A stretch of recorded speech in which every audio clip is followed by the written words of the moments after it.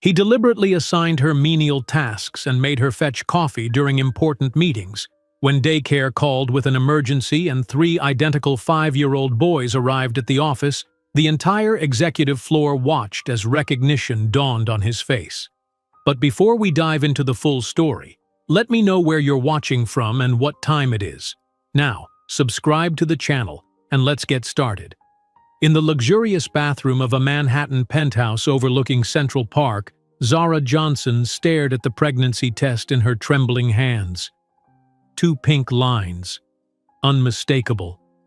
Her heart hammered against her ribs as she leaned against the marble countertop for support. At 24, this wasn't part of her plan. Not yet. Not like this. She closed her eyes, remembering the night she first met Marcus Reed. The charity gala had been glittering with New York's elite, and she'd been running herself ragged as an event coordinator, ensuring everything went perfectly. Marcus had approached her near the bar, his confident smile making her stomach flutter. "You look far too stressed for someone surrounded by people having fun," he'd said, offering her a glass of water. "I've been watching you solve 3 crises in the last hour alone." 6 months of whirlwind romance had followed. Private jets to weekend getaways, intimate dinners at restaurants that didn't list prices on their menus, his penthouse becoming increasingly familiar as their relationship deepened. Zara slipped the test into her pocket as she heard the front door open. Marcus's distinct footsteps echoed through the apartment, confident, measured, like everything else about the heir to Reed Enterprises. "Marcus," she called out, her voice steadier than she felt. "We need to talk." He appeared in the doorway, impeccably dressed in a tailored suit, his dark hair perfectly styled. At 32, Marcus Reed carried himself with the assurance of a man who had never heard the word no. "This sounds serious," he said, loosening his tie and kissing her cheek. His lips were cool, perfunctory.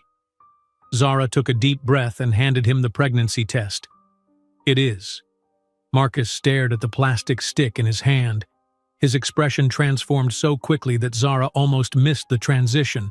Surprise, calculation, and finally, a cold mask sliding into place. "A baby?" His voice was flat. "Now? You're joking." "I'm not," Zara said quietly. "I found out this morning." Marcus tossed the test back to her as if it were contaminated. "We're about to expand into Chicago. I have the biggest deal of my career on the line." "I'm not asking for anything," Zara said, maintaining her composure despite the chill spreading through her body. "I just thought you should know." Marcus walked to the bar and poured himself a generous measure of whiskey. He downed half in one swallow before turning to face her again. "Let's be realistic, Zara." His tone had shifted to something clinical, detached. "You don't fit into my world. You never did. It was fun while it lasted, but a baby?" He shook his head. "That would ruin everything." "What does that mean?" she asked, her voice nearly a whisper. "It means you have options." Marcus opened a drawer and pulled out a checkbook. "Consider this a solution to our little problem." When he slid the completed check across the coffee table, Zara felt as though she'd been slapped. $50,000, the price he placed on their child. "I don't want your money, Marcus." "Don't be foolish," he scoffed. "Look at yourself. A girl from Harlem with student loans, living in a tiny apartment in Brooklyn, still trying to finish your degree. What can you offer a child?" "Love," she answered simply. "Dignity." His laugh was cruel, cutting through the air between them. "Love doesn't pay bills, darling. You're just a Harlem girl trying to trap someone above your level. I'm not your ticket to high society." Zara reached for the check, her fingers steady as she tore it in half, then quarters. Marcus's face darkened as he watched the pieces flutter to the floor. "Do you really think that I, Marcus Reed, will let some opportunist like you ruin my life?" His voice rose, the careful veneer cracking. "My family built an empire. I don't want your empire, just respect." "Respect?" He laughed again, harsher this time. "You were just a charity project that went on too long, a temporary distraction, nothing more." The words struck deeper than she'd expected. 6 months of whispered promises, of feeling special, evaporated in seconds. Marcus grabbed her arm, his fingers digging painfully into her flesh as he pulled her toward the door. "Let me be crystal clear. If you insist on this pregnancy, you'll be completely alone. If you try to contact me or tarnish my name, my lawyers will destroy you." With a final shove, Zara found herself in the hallway, the door slamming violently behind her. She stood there, stunned, her hand instinctively moving to her stomach. The next morning, when she attempted to retrieve her personal belongings, 2 security guards blocked her in the lobby. They handed her a box with her few items and a cold letter from Marcus. "Do not attempt to contact me again. Any attempt will result in legal action. Consider yourself well paid for your time." The subway ride back to Brooklyn was a blur of tears and nausea. Her tiny apartment, once a source of pride as the first place she'd rented on her own, now felt like a cage closing in around her. Over the following weeks, Zara faced the early stages of pregnancy between morning sickness and double shifts as a barista during the day and receptionist at night. The coffee shop owner had been kind enough to give her extra hours, unaware that the smell of coffee now made her stomach revolt. At a medical consultation secured through charity, the ultrasound technician's eyes widened. "Ms. Johnson, I'm seeing multiple heartbeats here." "Multiple? What does that mean?" Zara asked, her own heart skipping. "You're carrying triplets." That night, lying on her bed and staring at the cracked ceiling of her apartment, Zara whispered into the darkness, "How am I going to do this?" The answer came 3 days later when her manager at the coffee shop called her into the back room. "Zara, you're starting to show," he said awkwardly, avoiding her eyes. "We can't have a pregnant girl serving our high-end clients. It's not the image we want to project." She'd nodded mutely, collecting her final paycheck. That night, after calculating that she had only enough savings for 2 months' rent, Zara made a decision. She opened her notebook from her business administration course and wrote on the first page, "Plan to prove Marcus Reed wrong about everything." The months that followed tested every ounce of her strength. Zara worked until her body couldn't take anymore. She arranged with the university to complete her remaining credits remotely. She moved to an even smaller apartment in Queens, sharing space with another single mother. She sold everything non-essential, from her laptop to her only good pair of shoes, keeping only what she needed for her studies and the babies. By her 7th month, her ankles were perpetually swollen, her back ached constantly, and she'd been reduced to night shifts at a 24-hour laundromat where she could sit while working. Yet every night she studied, determined to complete her degree. Her new roommate, Elena, a single mother with a 4-year-old daughter, became her unexpected support system. "You rest," Elena would insist, placing a cup of herbal tea beside Zara's textbooks. "My Maria was just 1 baby and nearly killed me. You're carrying 3 and still studying like you're preparing for the Olympics of business." "I have to," Zara would reply, her hand resting on her enormous belly. "They deserve more than what their father thinks we're capable of." On a cold January night, when the city was covered in a blanket of snow, Zara went into labor 2 weeks earlier than expected. Elena called an ambulance while gathering the hospital bag Zara had prepared. "They're coming too early," Zara gasped between contractions. "Babies decide their own timing," Elena said firmly, "and yours are probably overachievers already." 16 hours later, in a public hospital in Queens, Elijah, Ethan, and Ezra Johnson were born, small but fighting, just like their mother.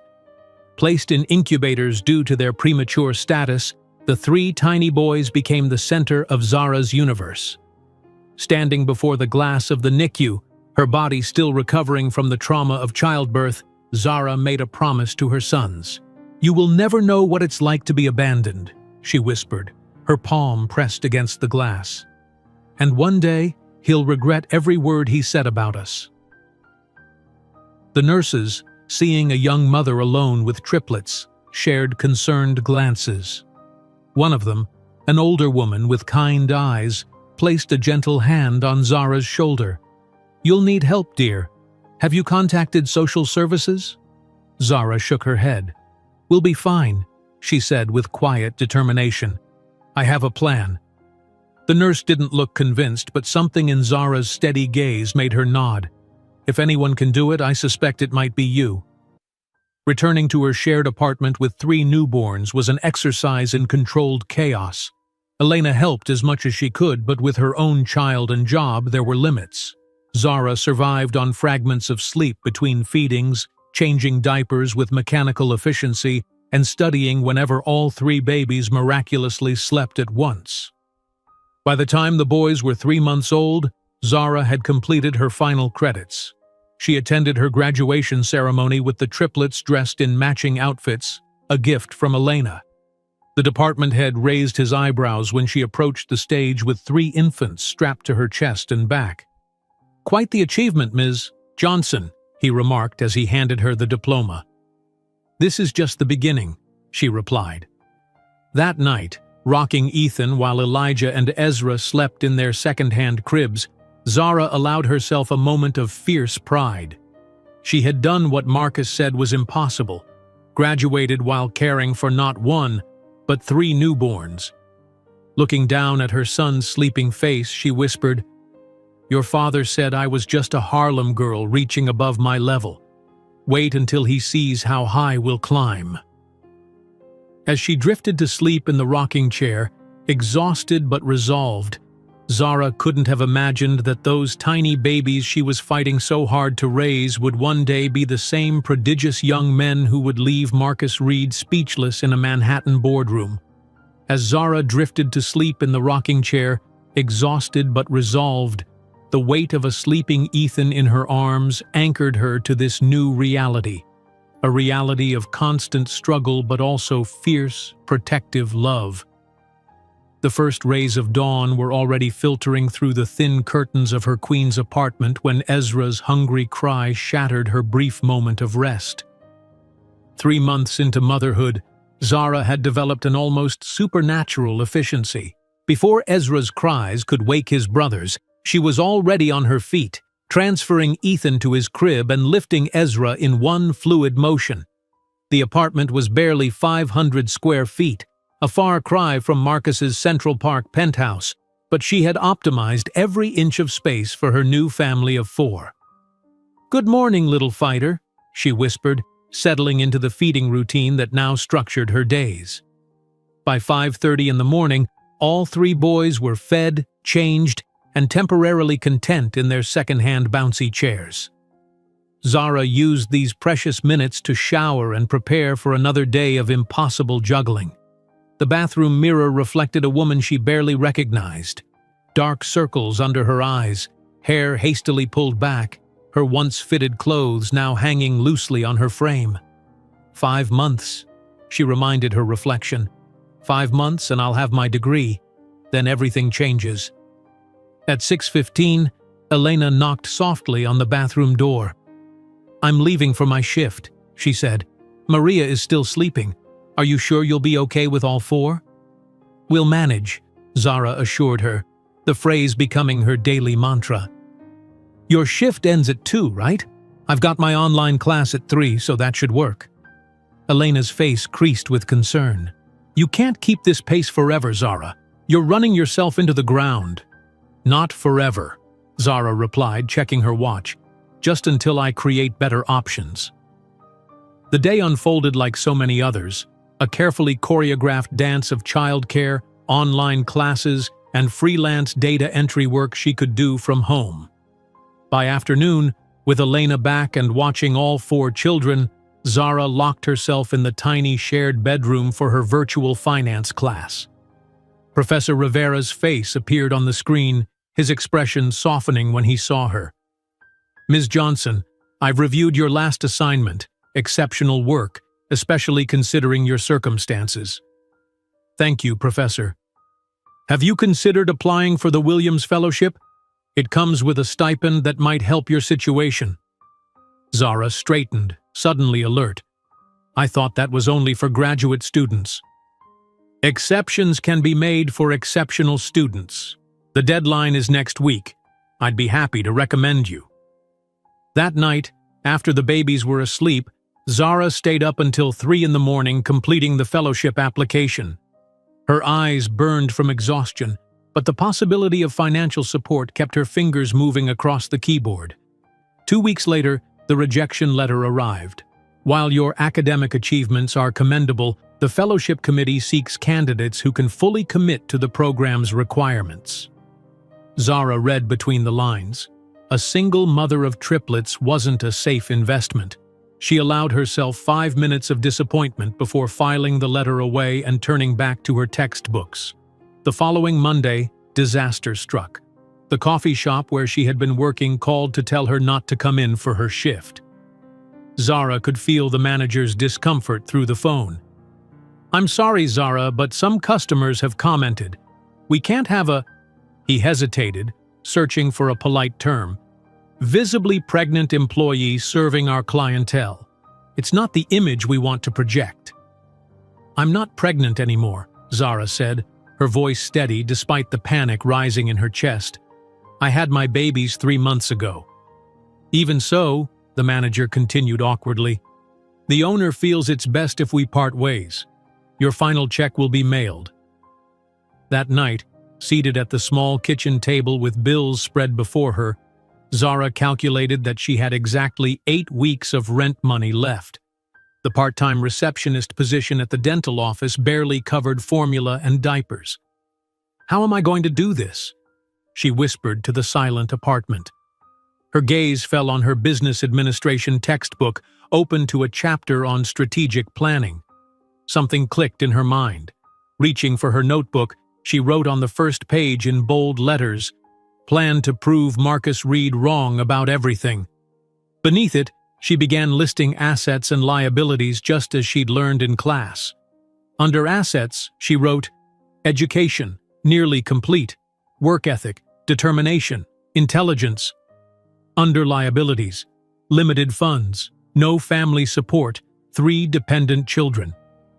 Then she started a third column, strategy. The next morning, Zara called the university's career center. "I need work I can do remotely while caring for my children," she explained to the counselor, "preferably something that uses my business skills." "That's a tall order," the counselor replied doubtfully. "Most entry-level positions require in-office presence." "I don't need entry-level," Zara insisted. "I need flexibility, and I'm willing to work harder than anyone to prove myself." After 3 more calls and 7 rejected applications, Zara found a small accounting firm willing to hire her for data entry and basic bookkeeping tasks she could complete from home. The pay was minimal, but the hours were flexible. By month 5, Zara had established a ruthlessly efficient routine. She woke at 4:30 to complete accounting work before the babies stirred. From 6 to noon, she cared for the triplets while simultaneously attending online lectures through earbuds. During their afternoon nap, she tackled assignments and more accounting work. Evenings were for the boys, and late nights for studying. The apartment grew smaller as the babies developed. What little furniture she owned was sold to make room for the essentials the growing infants needed. Her own bed went first, replaced by a futon that could be folded during the day.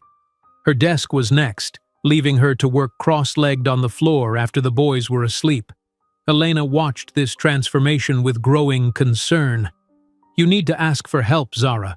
There are programs for single mothers. Most require disclosing the father's information," Zara replied, not looking up from her laptop.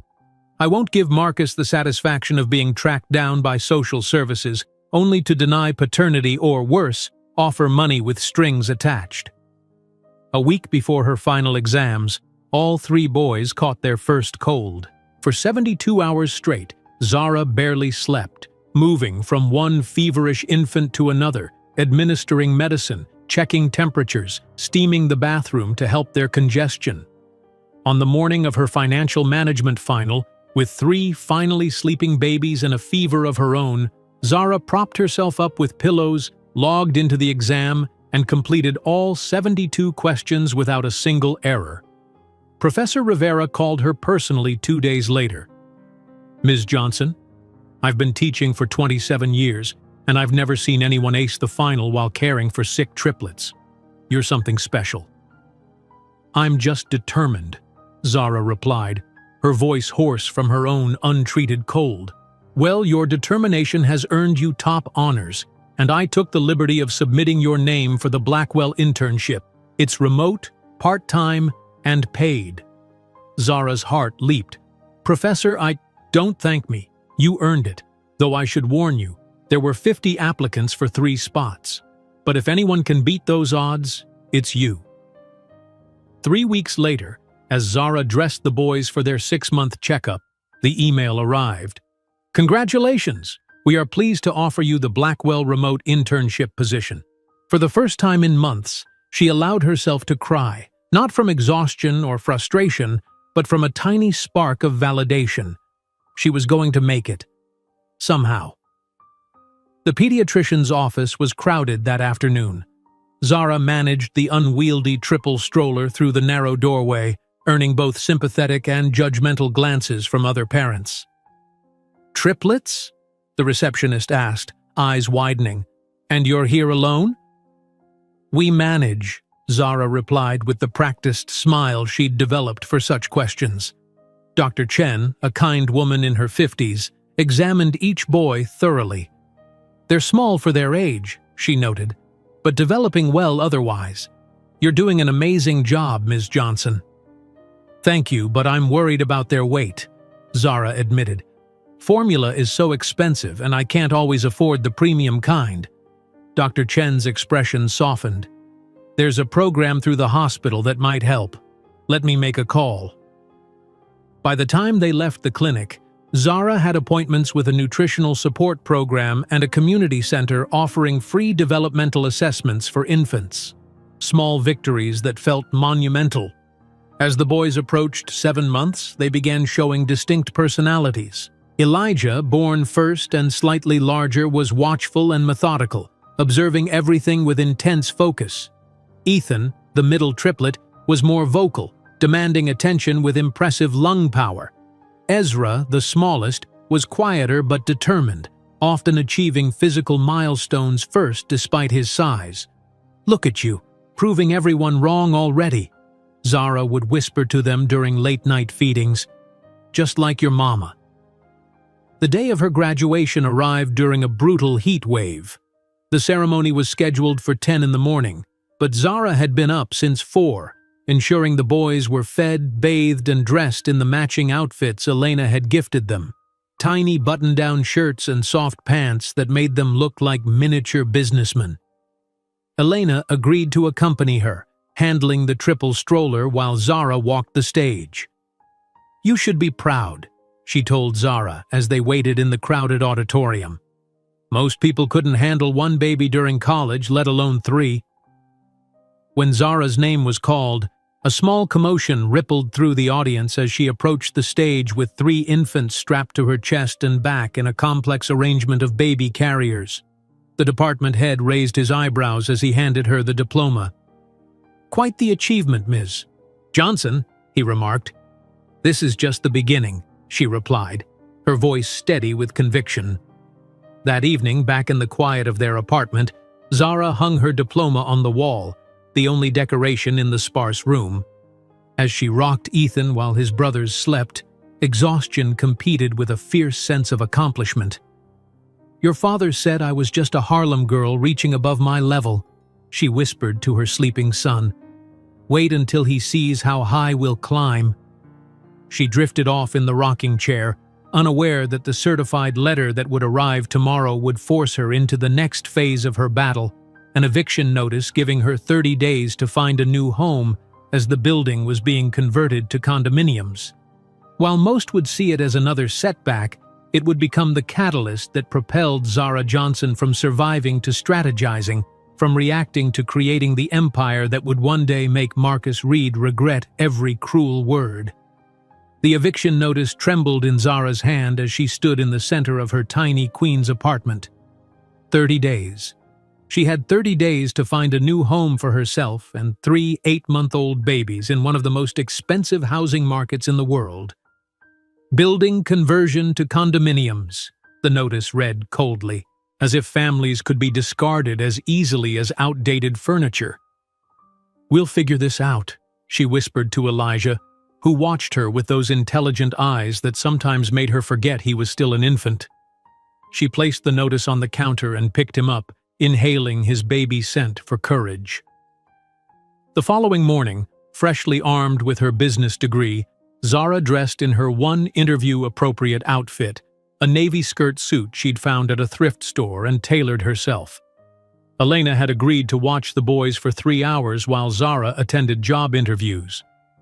"You look professional," Elena said approvingly as Zara gathered her portfolio. "Those fancy companies won't know what hit them." Zara's first interview was at a mid-sized accounting firm in downtown Brooklyn. The office was modern but understated, filled with professionals who looked like they hadn't missed a night's sleep in years. The hiring manager, a woman in her 50s with a sleek gray bob, scanned Zara's resume with mild interest. "Your grades are impressive, Ms. Johnson. Top of your class despite unusual circumstances." "Thank you. I believe challenges often reveal our true capabilities." "Indeed. However, this position requires occasional overtime and sometimes weekend work. Would that be feasible for you?" Zara recognized the careful phrasing for what it was, a polite way of asking if a single mother of triplets could actually do the job. "I've developed excellent time management skills," Zara replied evenly. "My children have a consistent schedule and I have reliable childcare arrangements." The manager's eyes betrayed her skepticism. "We'll be in touch." They wouldn't. Zara knew it before she left the building. The second interview went much the same way, and the third. By the fourth, at a small financial services company in Manhattan, Zara had refined her approach. "I see you have 3 children," the hiring manager noted, glancing at the personal information section of her application. "Yes," Zara confirmed, deciding to address the elephant in the room. "They're 8 months old, and I have solid childcare arrangements. More importantly, I graduated at the top of my class while caring for them, which I believe demonstrates my ability to handle complex responsibilities under pressure." The manager looked surprised at her directness, then nodded with newfound respect. "That's actually impressive. Let's talk about your experience with financial analysis." Zara left with a tentative offer: assistant accountant, entry-level salary, limited benefits. It wasn't ideal, but it was a start. 3 weeks later, the triplets celebrated their first birthday in a new apartment, a modest 2-bedroom in a less desirable part of Brooklyn, but clean and stable. The rent consumed nearly 70% of Zara's income, but she'd calculated they could manage if she continued doing freelance bookkeeping on weekends.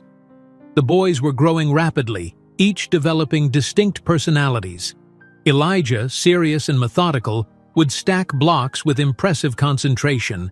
Ethan, the most vocal, babbled constantly, already forming recognizable words. Ezra, still the smallest, compensated with determination, often attempting physical feats beyond his brothers. One evening, while organizing financial records for a freelance client, Zara noticed something curious. The small bakery was hemorrhaging money through inefficient supplier contracts. With a few quick calculations, she drafted an alternative arrangement that would save them nearly 30% on ingredients. When she presented her findings to the bakery owner, his eyes widened. "No one at my regular accounting firm caught this. How did you see it?" Zara shrugged modestly. "Sometimes it takes fresh eyes." The owner implemented her suggestions and 2 months later called to tell her the savings had been even greater than projected. "I told my brother-in-law about you," he added. "He runs a small manufacturing company and could use your help." By the time the triplets were 18 months old, Zara was juggling her day job with 5 freelance clients, working late into the night after the boys were asleep. The extra income allowed her to hire a part-time babysitter, Louisa, a grandmotherly woman from the neighborhood who treated the boys like her own grandchildren. On Elijah's 2nd birthday, Zara came home from work to find him sitting on the living room floor surrounded by disassembled parts of an old clock Louisa kept in her purse. "I'm so sorry," Louisa fretted. "I turned my back for 1 minute and he had the whole thing apart." But Zara wasn't upset.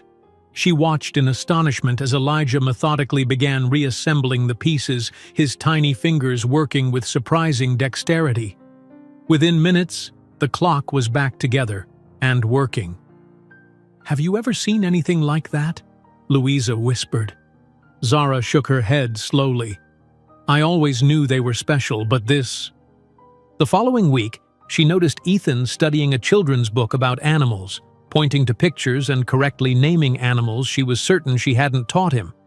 Ezra, not to be outdone, had figured out how to unlock the child-proof cabinet latches, a feat that was equal parts impressive and terrifying. "They're not just smart," Louisa declared one afternoon. "These boys are gifted."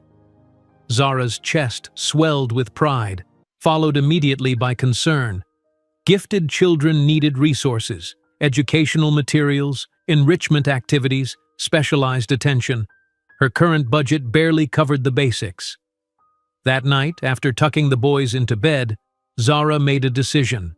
Opening her laptop, she created a document titled Johnson Financial Solutions and began drafting a business plan for her own financial consulting service. 2 months later, Zara's boss called her into his office.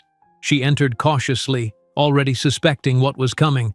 "Ms. Johnson, your work has been exceptional, but we're concerned about your focus."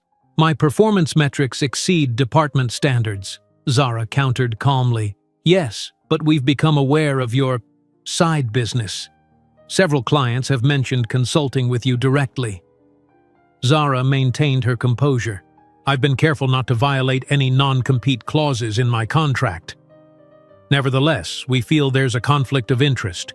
We're prepared to offer a severance package." Later that evening, Zara sat at her small kitchen table, the severance letter beside her. What had initially felt like a setback now seemed like an opportunity. The package would cover 3 months of expenses, enough runway to launch her consulting business properly. By the time the triplets turned 3, Johnson Financial Solutions had 6 regular clients and a growing reputation for identifying inefficiencies that other accountants missed. Zara had converted the second bedroom into a home office, working while the boys attended a half-day preschool program 3 days a week. Her first major breakthrough came unexpectedly. A small catering company she'd been advising was approached for acquisition by a larger food service corporation. The owner, panicked about negotiating, asked Zara to review the offer. "They're undervaluing you by at least 40%, Zara told him after analyzing the numbers. "And these contract terms would essentially make you an employee rather than a partner." "Can you help me counter?" the owner asked desperately. Zara hesitated only briefly before nodding. "Yes, but we'll need to be strategic." 3 weeks and several tense negotiations later, the catering company sold for nearly double the initial offer, with favorable terms that preserved the owner's autonomy.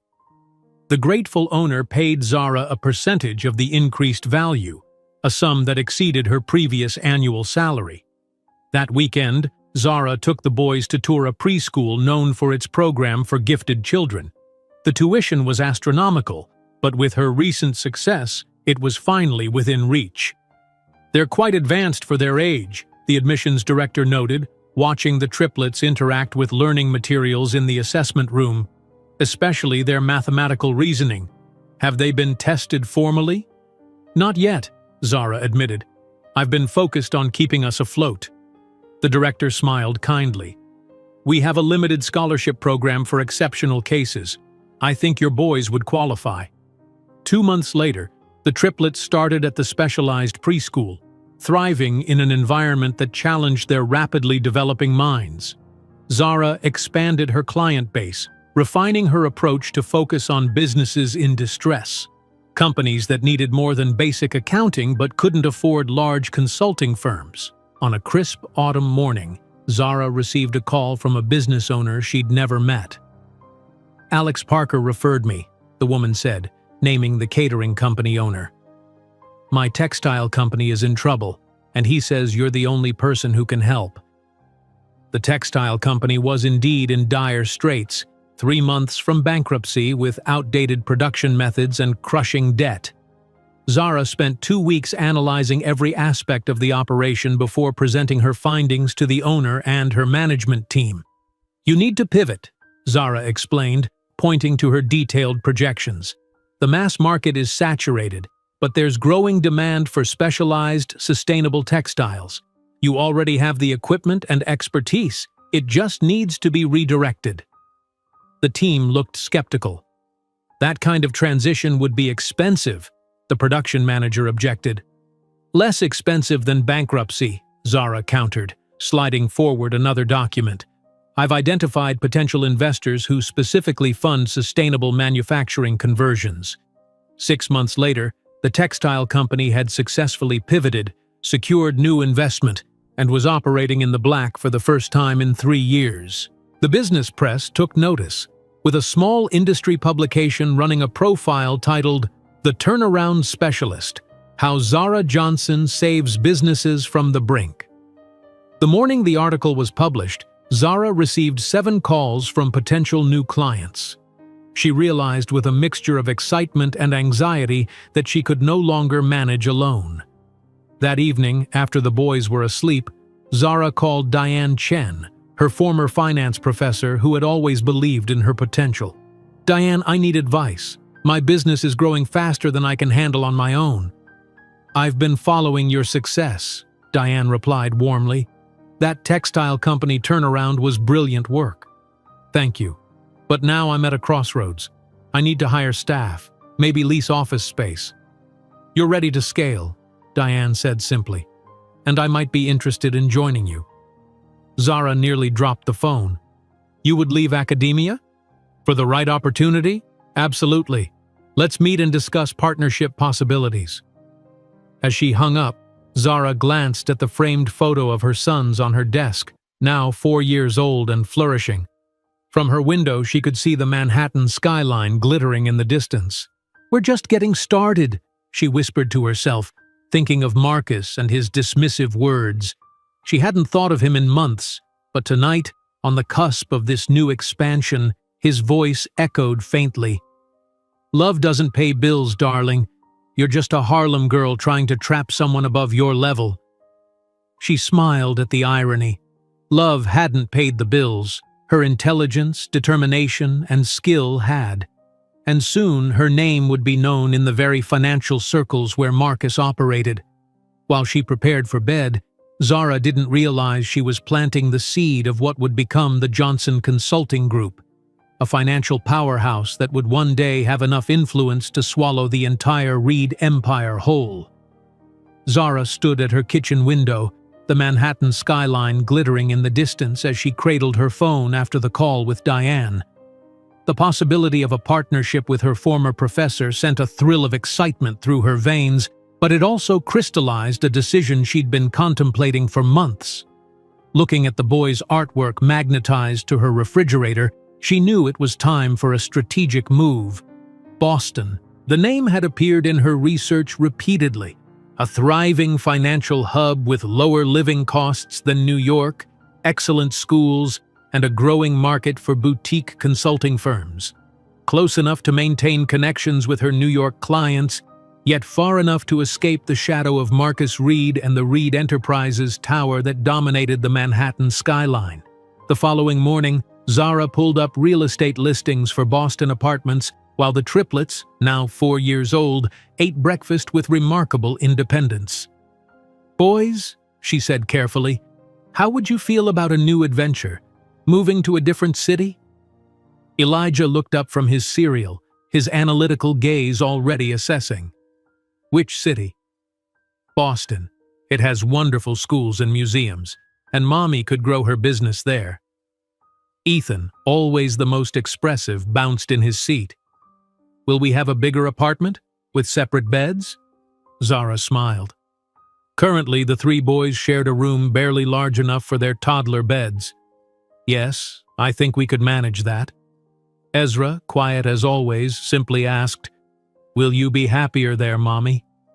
The question, so perceptive from a 4-year-old, caught her off guard. I think we all will be, sweetheart. 2 weeks later, after a promising video call with Diane about partnership terms, Zara began serious apartment hunting in Boston. She found a modest 3-bedroom in Cambridge. Nothing luxurious, but clean, safe, and within walking distance of excellent public schools known for their gifted programs. The rent was still steep, but with Diane joining the business and their growing client list, it was manageable. On their last evening in Brooklyn, Zara's neighbor Mrs. Rodriguez came over to say goodbye. The elderly woman had often watched the boys when Louisa wasn't available, treating them with homemade cookies and stories of her childhood in Puerto Rico. "I'll miss these little geniuses," she said, hugging each boy tightly. Then, turning to Zara with misty eyes, she added, "You're going to do great things, Zara. I've never seen anyone work as hard as you, or love as fiercely."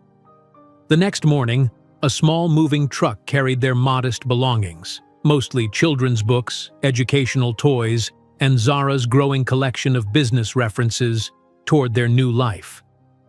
Zara drove her used sedan behind it, the boys securely fastened in their car seats, singing along to educational songs that taught multiplication tables disguised as nursery rhymes. Their new apartment in Cambridge was flooded with natural light, a stark contrast to the dim Brooklyn space they'd left behind. The boys ran from room to room, marveling at the space that seemed enormous to them. "My own bed!" Elijah exclaimed, bouncing experimentally on one of the 3 twin beds Zara had purchased second-hand and arranged in what would be the boys' room. "And look, a desk for projects," Ethan added, examining the small study area Zara had created in the corner. Ezra simply stood in the center of the living room, turning slowly to take everything in. "It feels like a new beginning," he said with that uncanny perceptiveness that sometimes made Zara forget he was only 4.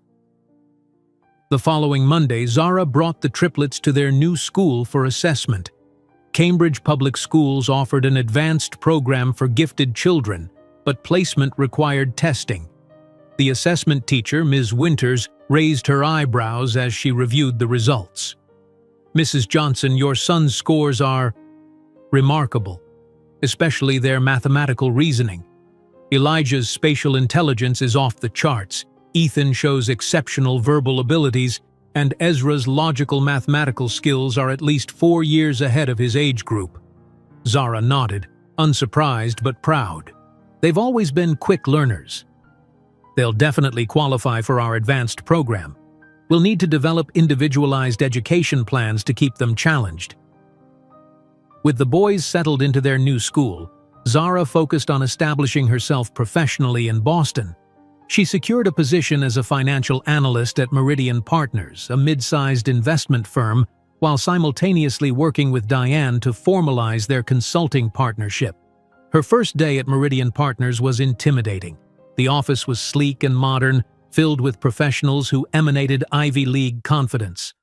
Zara wore her best blazer, thrifted but well-tailored, and carried a leather portfolio that had been a graduation gift from Professor Chen. Despite her qualifications, she couldn't help feeling like an imposter as she followed the HR director to her new desk. "The morning meeting starts in 10 minutes, the director informed her. "First impressions matter here, so I'd suggest reviewing the quarterly reports before you join." Zara settled at her desk, quickly scanning the company overview and recent performance metrics. She noticed immediately that their approach to risk assessment was outdated compared to methods she'd developed for her consulting clients. The conference room was imposing, wall-to-wall windows overlooking the Boston skyline, a massive mahogany table, and 12 serious-faced executives already seated. Zara took the last available chair, conscious of being the only woman of color in the room. "Let's begin with introductions for our new team member," said William Hargrove, the department head. "I'm Will, head of financial analysis." Around the table, the introductions continued until a woman's voice from the doorway interrupted. "And I'm Diane Chen, visiting from MIT's finance department. I'm consulting on your new risk assessment framework." Zara turned, surprised to see her mentor and soon-to-be business partner standing there. Diane caught her eye with a subtle wink before taking a seat at the table. As the meeting progressed, Zara observed carefully, speaking only when directly addressed. Afterward, Diane intercepted her in the hallway. "Surprised to see me?" Diane smiled. "I've been consulting here for months. It's how I knew they were hiring." "Strategic positioning?" Zara asked with newfound appreciation for her mentor's foresight. "Exactly. This company has connections to clients we want for Johnson Chen Financial, and I thought you might appreciate a familiar face on your first day." Their chance encounter in the Meridian Partners cafeteria had been orchestrated, Zara realized. Diane had been guiding her path more intentionally than she'd known. Over the following weeks, Zara immersed herself in learning Meridian's systems while observing their inefficiencies. By day, she was the perfect employee, thorough, insightful, and measured in her suggestions. By night, she and Diane refined their business model for what would soon become Johnson Chen Financial Solutions. One evening, as they worked in Zara's living room after the boys were asleep, Diane paused over their draft business plan. "You've developed something revolutionary here, Zara.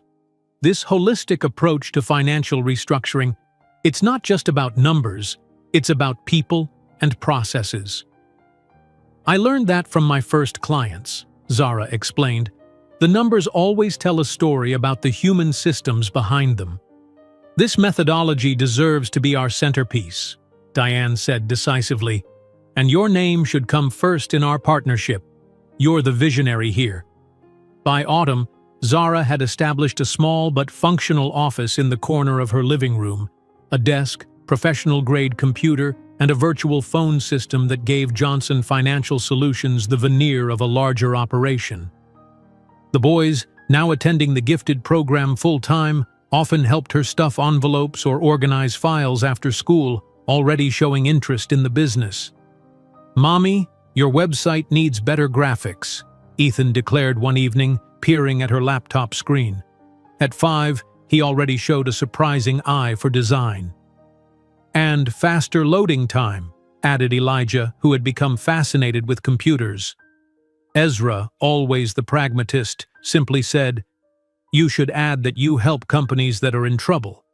That's your specialty." The next day, Zara incorporated their suggestions, marveling at how their unique perspectives enhanced her work. Their tiny apartment was becoming both home and headquarters, with client files carefully stored in locked cabinets and professional attire hanging ready in her closet for virtual meetings. The breakthrough came unexpectedly. A manufacturing company facing bankruptcy had dismissed their large consulting firm after months of ineffective interventions. The owner, desperate and running out of options, had heard about Zara through an industry connection. "My financial team says I should just liquidate," the owner explained during their first meeting. His office reflected the company's decline. Once elegant furniture, now shabby, worried employees visible through the glass walls. "But this company is my life's work." The executive team looked skeptical as Zara, young, female, and unknown in Boston's financial circles, began her presentation. Their expressions shifted gradually as she dissected their problems with surgical precision, identifying 17 specific inefficiencies their previous consultants had missed. "Your core business is still viable," she concluded. "You're losing money because your operational structure hasn't evolved with your market. I can help you reorganize without sacrificing your workforce."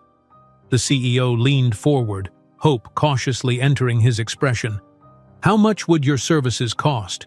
We're not exactly flush with cash." "I propose a hybrid arrangement," Zara replied confidently. "A reduced flat fee plus a percentage of increased revenue after implementation. My success is tied to yours." After the team left to discuss, the CEO turned to her with naked curiosity. "Why are you so confident you can fix what a national consulting firm couldn't?" Zara thought of Marcus and his dismissive assessment of her capabilities. A small smile touched her lips. "Because I see what others miss. Sometimes the most valuable perspective comes from someone who had to build everything from nothing." 2 days later, they signed a 6-month contract. For the first time, Zara could afford to pay herself a real salary and hire an assistant to handle administrative tasks. The boys celebrated with her over a special dinner, raising their juice glasses in a toast to Mommy's big client. 6 months later, the manufacturing company had not only avoided bankruptcy, but was operating at a 15% profit margin. Industry publications noted the remarkable turnaround, with one trade journal interviewing the CEO about his comeback. "We brought in a specialist," he explained, purposely keeping Zara's name confidential at her request. "Someone who approaches business problems holistically. It wasn't just about cutting costs, it was about reimagining our entire approach." The article generated immediate interest. 3 more struggling companies reached out to Zara within a week, eager for similar transformations.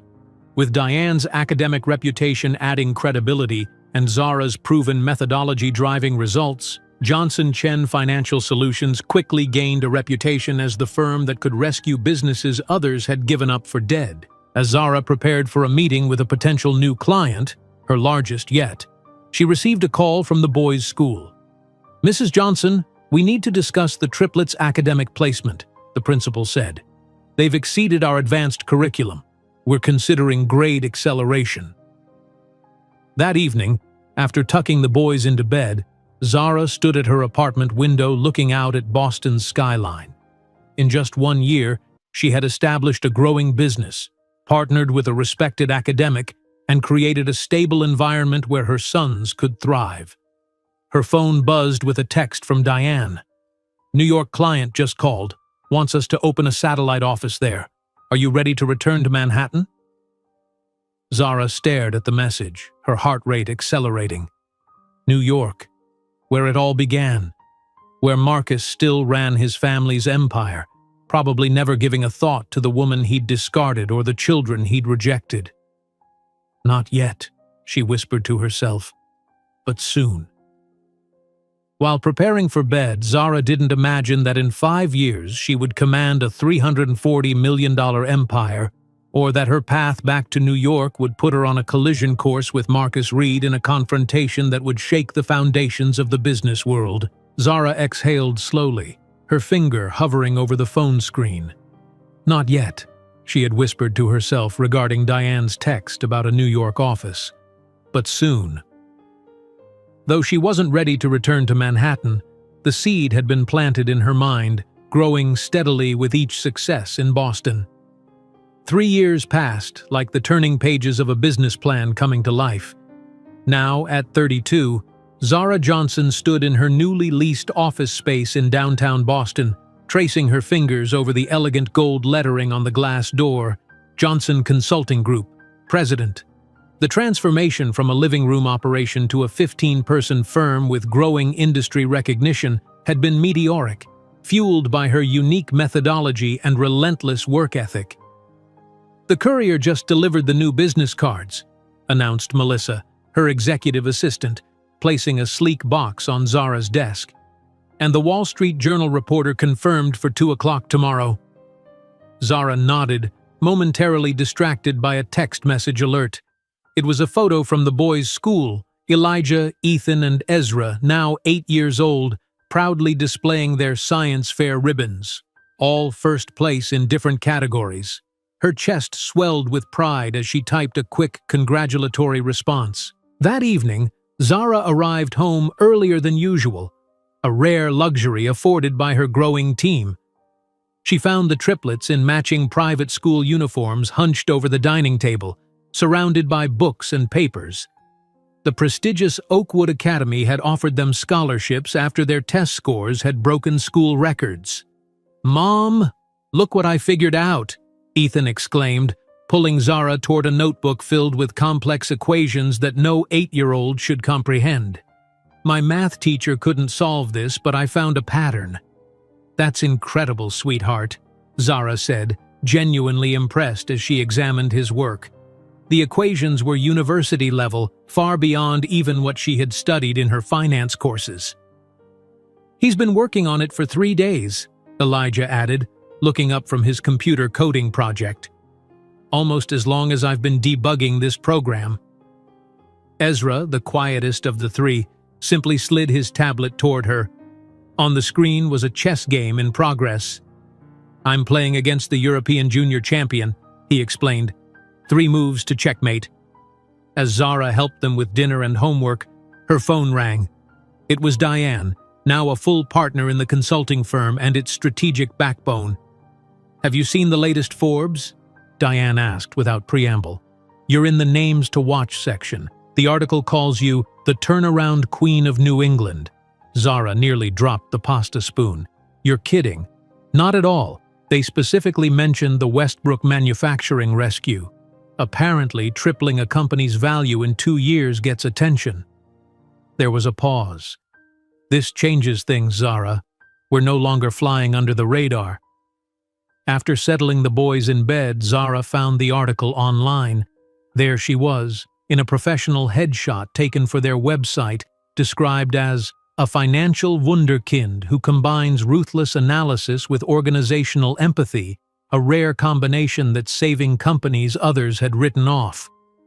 The following morning, her office phone began ringing at 8:30 sharp and didn't stop.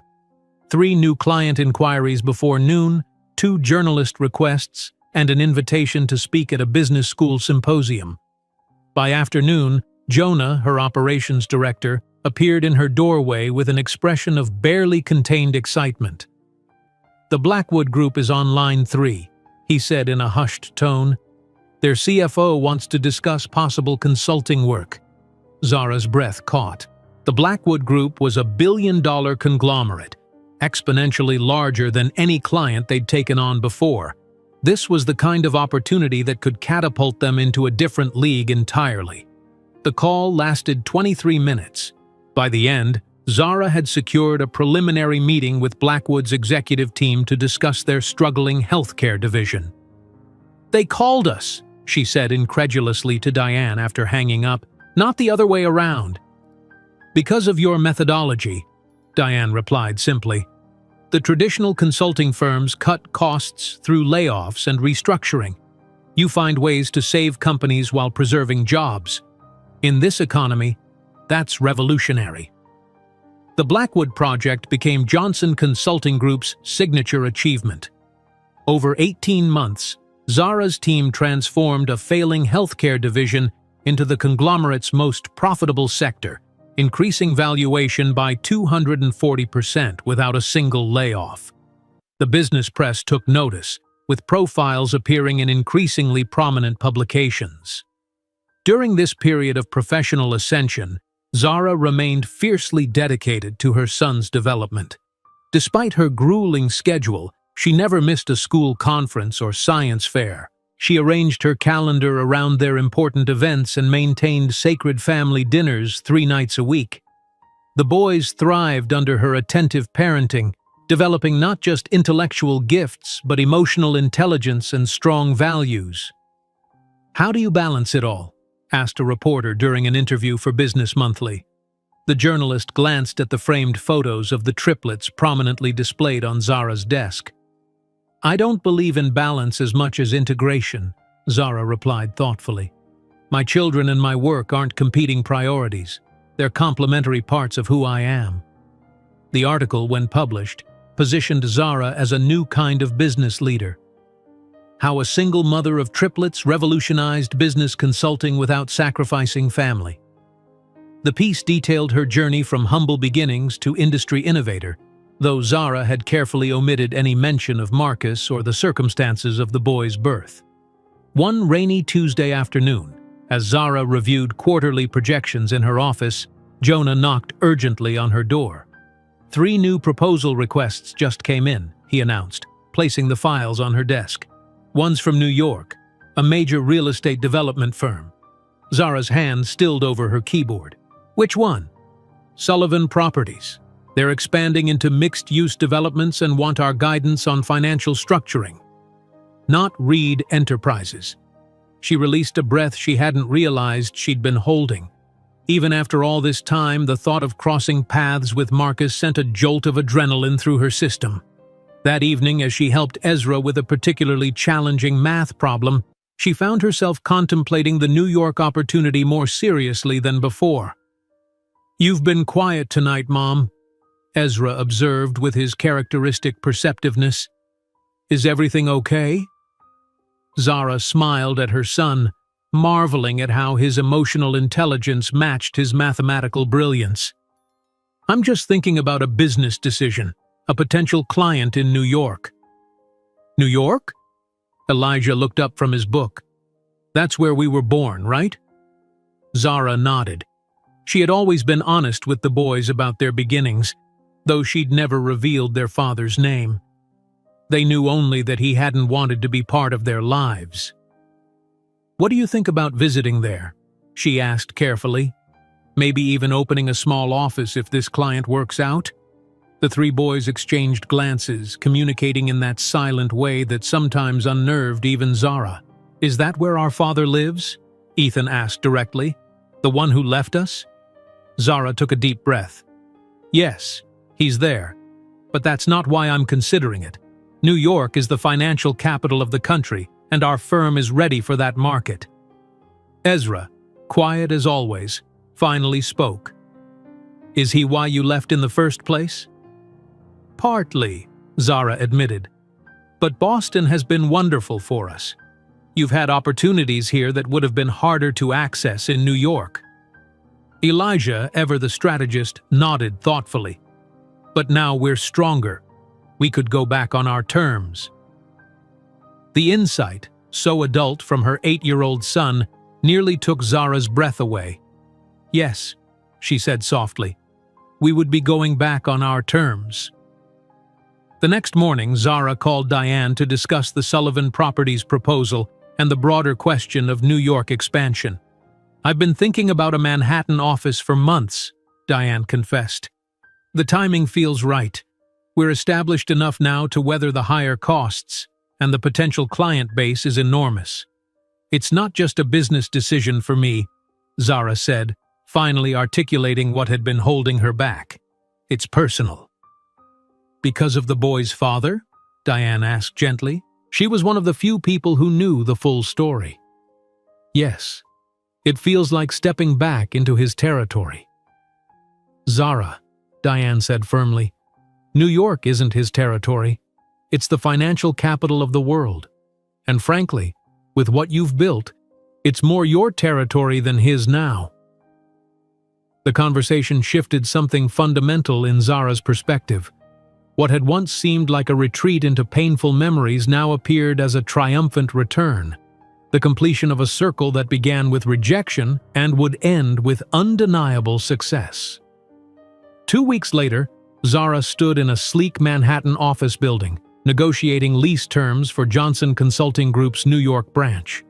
The space offered a breathtaking view of the city skyline, including, she noted with ironic amusement, the Reed Enterprises Tower several blocks away.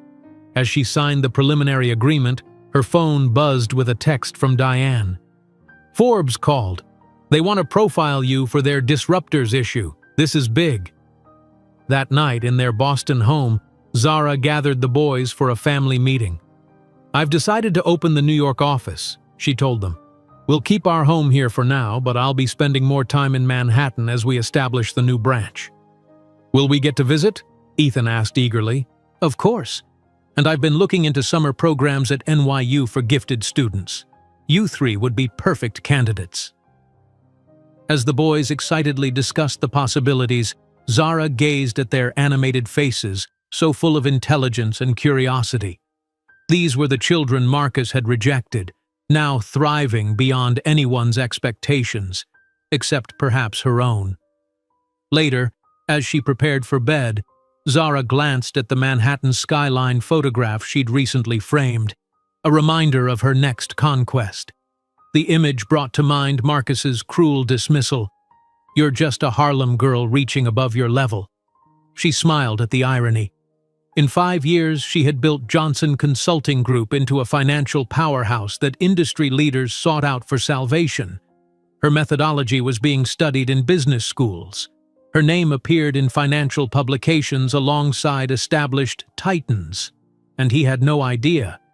While preparing her presentation for the Sullivan Properties meeting, Zara didn't imagine that in 5 years she would command a $340 million empire, or that her path back to New York would put her on a collision course with Marcus Reed in a confrontation that would shake the foundations of the business world. The Manhattan skyline glittered through the airplane window as Zara's flight began its descent into LaGuardia. Below her, the sprawling metropolis that had once witnessed her darkest moments now awaited her triumphant return. 7 years after fleeing with nothing but determination and 3 newborns, she was coming back on her own terms, as the founder and CEO of Johnson Consulting Group, a firm whose reputation now preceded her in financial circles. "We're beginning our final approach to New York," the pilot announced. "Local time is 9:17 in the morning, and it's a beautiful spring day in the city." Zara closed her eyes briefly, centering herself.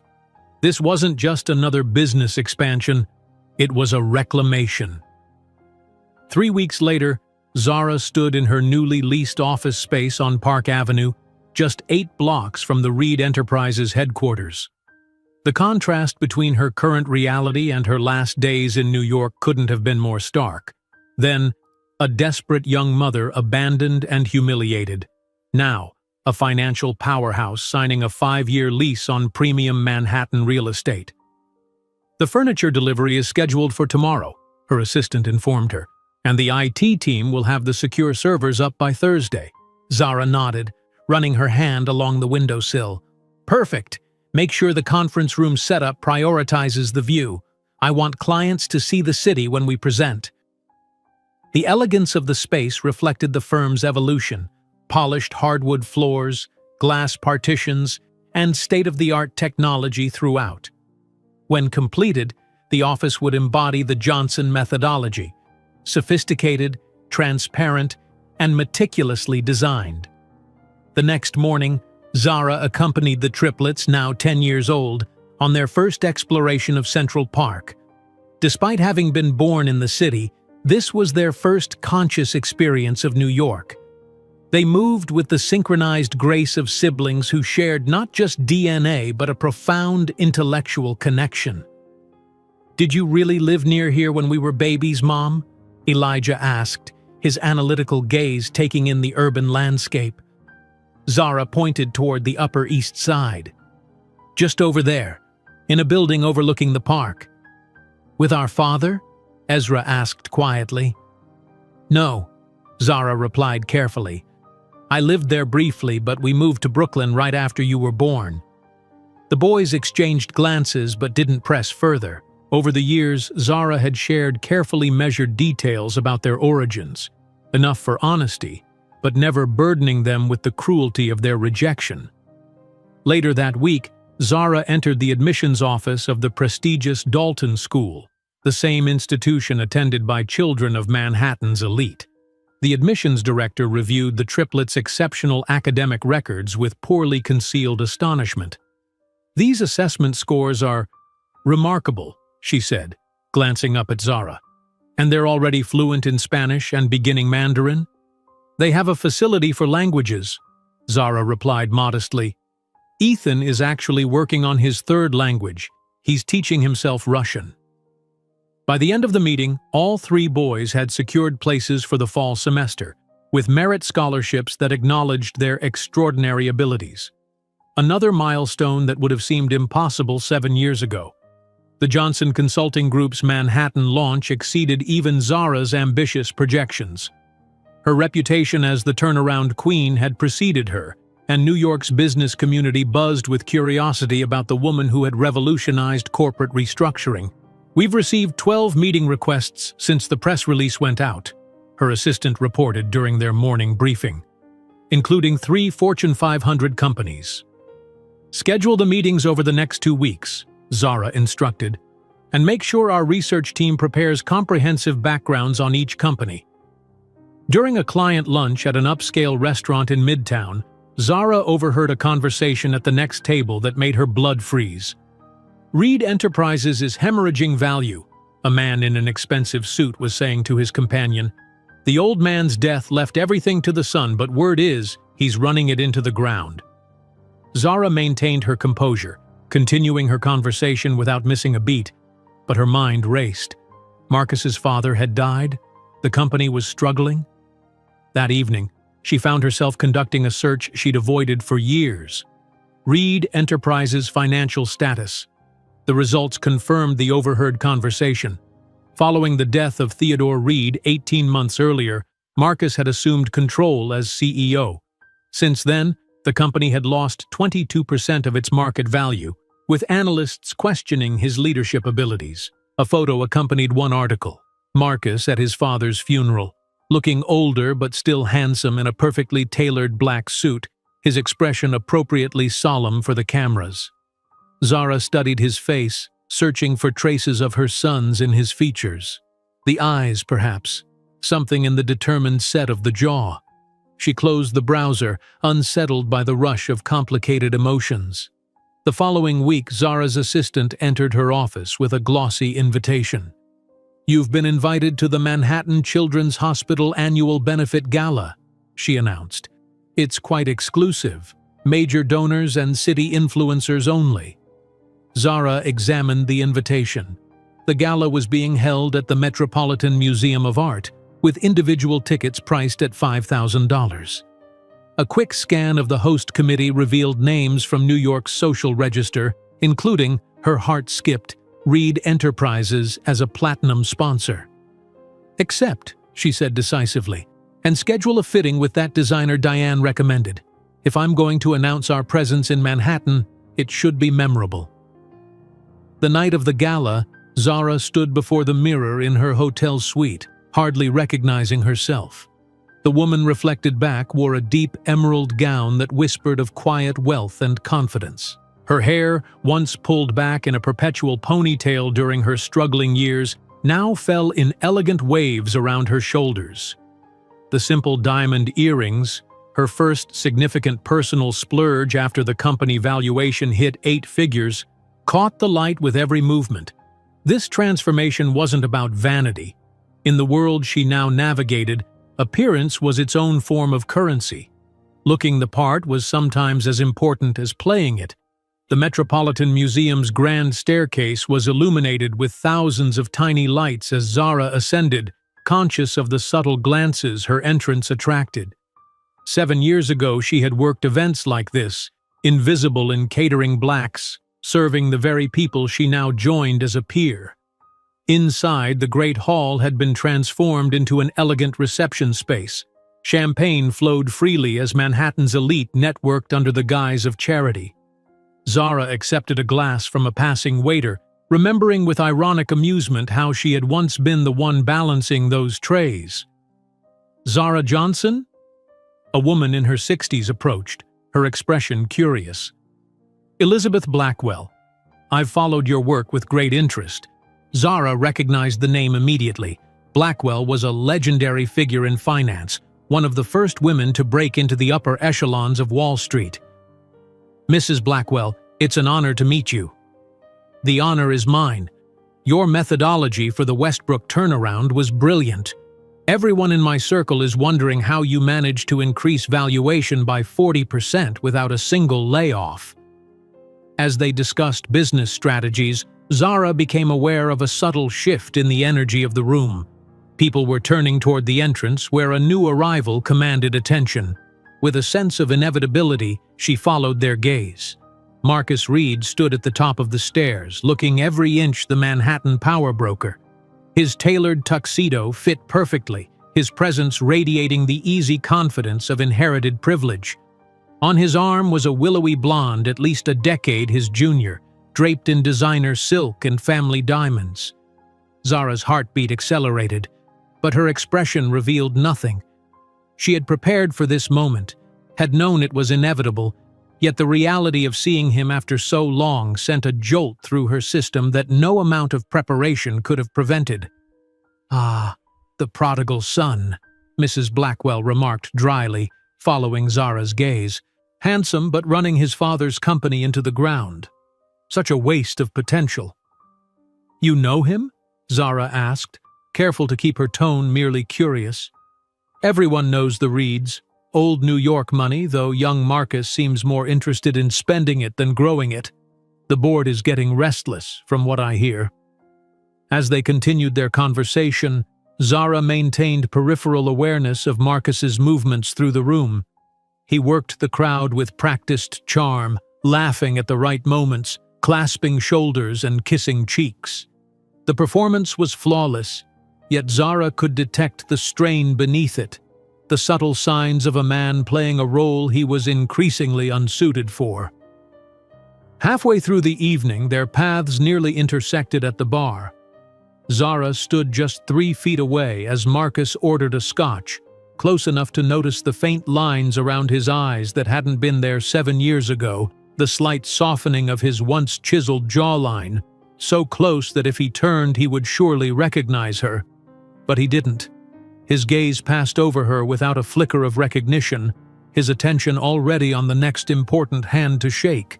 To him, she was just another face in the crowd, not worth a second glance. The realization brought a strange mixture of relief and indignation.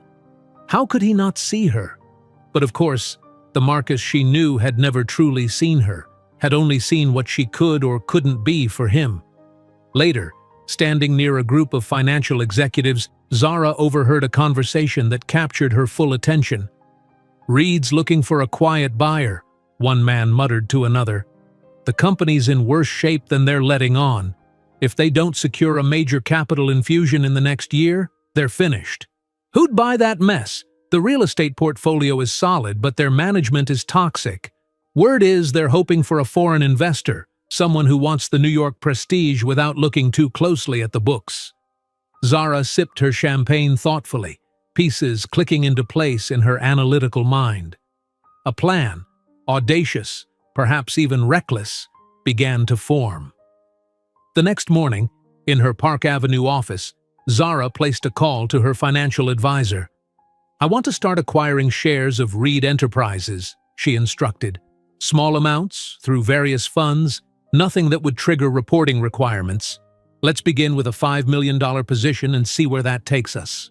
That evening, as she helped the boys with their science projects for Dalton's upcoming placement assessments, Ezra studied her with his penetrating gaze. "You seem different since the gala, Mom. Did something happen?" Zara smiled at her perceptive son. "I saw someone from my past.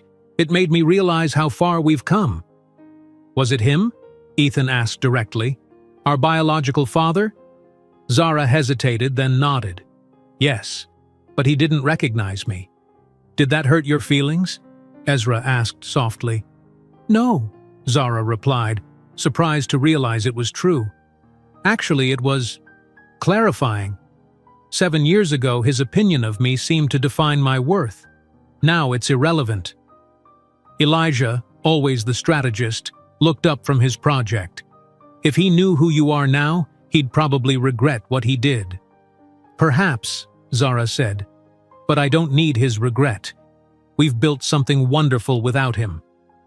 As she tucked them into bed later, Zara felt a profound sense of alignment, her past, present, and future converging with unexpected clarity. The next phase of her journey was taking shape, a path that would test every skill she'd developed over the past decade. While her financial advisor processed the first discrete purchases of Reed Enterprises stock, Zara could not have imagined that in 3 years she would secretly own 26% of everything Marcus Reed believed was his, or that she would walk into his boardroom not as a consultant, but as the hidden owner with the power to reshape his destiny. While her financial advisor processed the first discrete purchases of Reed Enterprises stock, Zara felt a peculiar sense of symmetry forming in her life. The circle that had begun with rejection was now bending back toward an intersection she once would have avoided at all costs. Yet here she was, deliberately placing herself in Marcus Reed's orbit, not as the desperate young woman he had discarded, but as a force he would soon be unable to ignore. 3 years passed with the momentum of a financial tsunami gathering force offshore, invisible from the shore but devastating in its approach. Now 38, Zara Johnson had transformed the Johnson Consulting Group into an industry powerhouse valued at $340 million. Her methodology for ethical corporate restructuring had become the subject of Harvard Business School case studies, and her client waiting list stretched 6 months into the future. The Manhattan skyline greeted her each morning through the floor-to-ceiling windows of her corner office, a daily reminder of how far she had come. Today, the spring sunshine illuminated the space as her executive team assembled for their weekly strategy session. "The Tokyo acquisition is proceeding on schedule," reported her CFO, sliding a document across the polished conference table. "They've accepted all terms." "Excellent," Zara replied, scanning the figures with practiced efficiency. "And the Chicago expansion?" "Properties narrowed to 3 options. Site visits scheduled for next week." The meeting continued with the precision of a Swiss timepiece, each department reporting progress, challenges addressed, solutions implemented. This was the machine Zara had built: 200 employees across 5 cities, a 93% success rate with troubled companies, and a waiting list of clients willing to pay premium rates for the Johnson transformation. "One last item," her assistant said as the meeting concluded. "Your son's school called.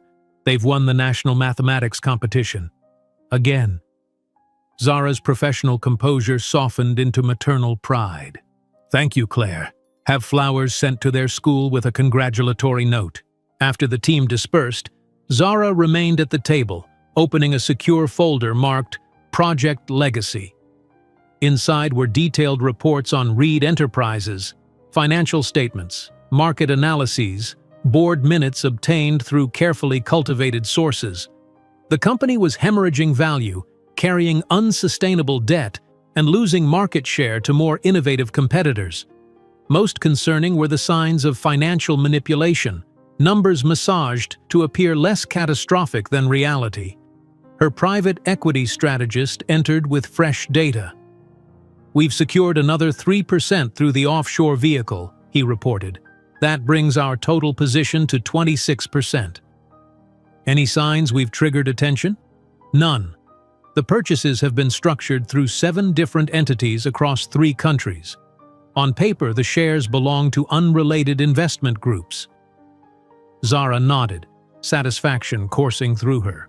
For 3 years, she had been methodically acquiring Reed Enterprises stock, watching as Marcus's mismanagement drove the price ever lower. Each decline made her purchases less expensive, and each acquisition brought her closer to the controlling interest she sought. "Their quarterly board meeting is scheduled for Thursday," her strategist continued. "Sources indicate Marcus will present a new software solution as their salvation." "The one with critical security flaws?" Zara asked, recalling earlier intelligence. "The same. They're rushing it to market without adequate testing." The strategist hesitated before adding, "There's something else. They're discreetly searching for an executive assistant for Marcus. Apparently he's gone through 3 in the past year." Zara's interest sharpened. "Temporary or permanent?" "Temporary. 1-month contract with possibility of extension. They're using an outside staffing agency to avoid internal gossip about the high turnover rate." A plan crystallized in Zara's mind. Audacious, perhaps reckless, but potentially perfect. "Get me everything on that position. Requirements, application process, timeline." That evening, Zara left the office earlier than usual, arriving at her Upper East Side townhouse just as the triplets returned from their advanced placement activities.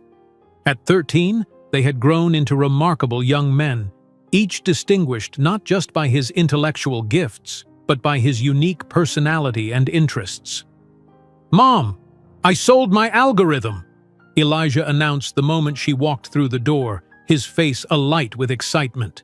The gaming company licensed it for their new release. "That's wonderful, Eli," Zara replied, embracing him proudly. "We should celebrate." "And my article was accepted," Ethan added, waving a printed email.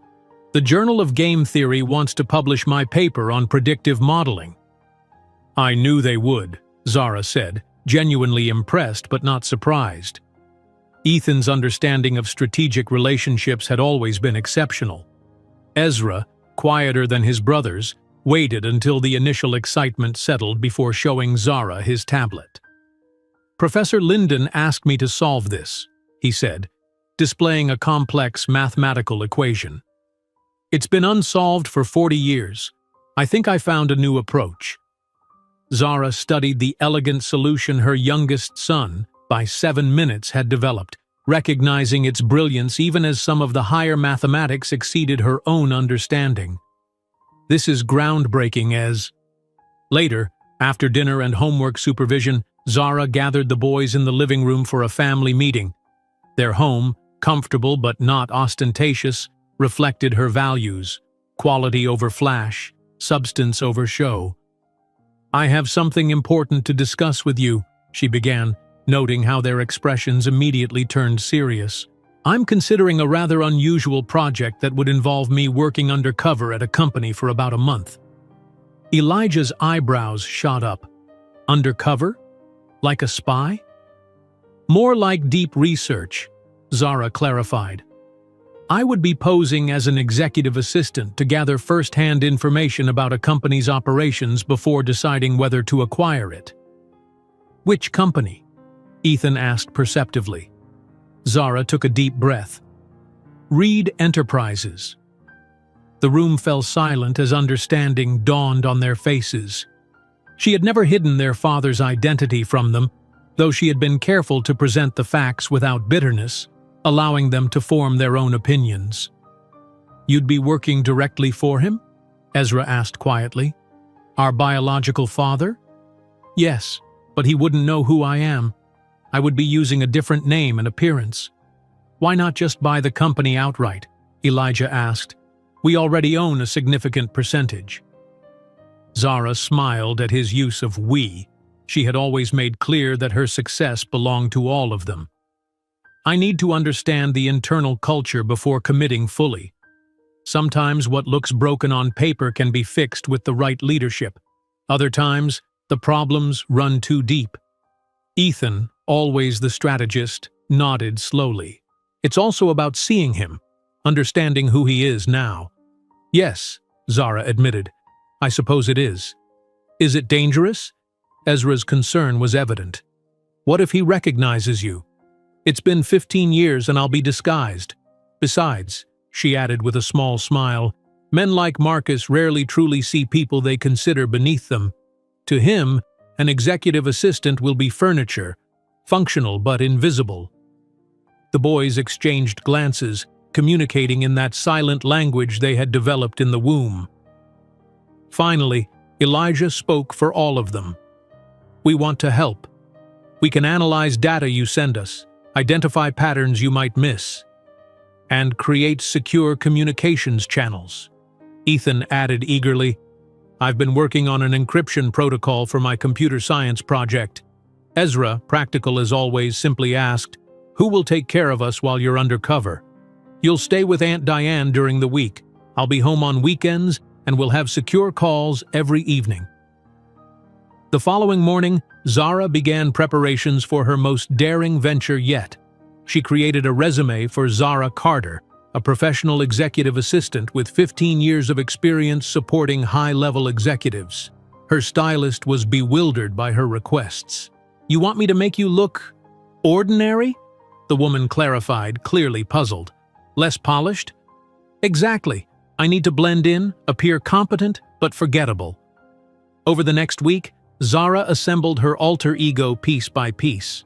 She purchased a wardrobe of serviceable but unremarkable clothes, muted colors, conservative cuts, nothing that would draw attention.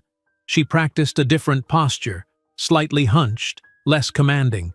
She selected oversized glasses that partially obscured her features and styled her hair in a severe bun that aged her subtly.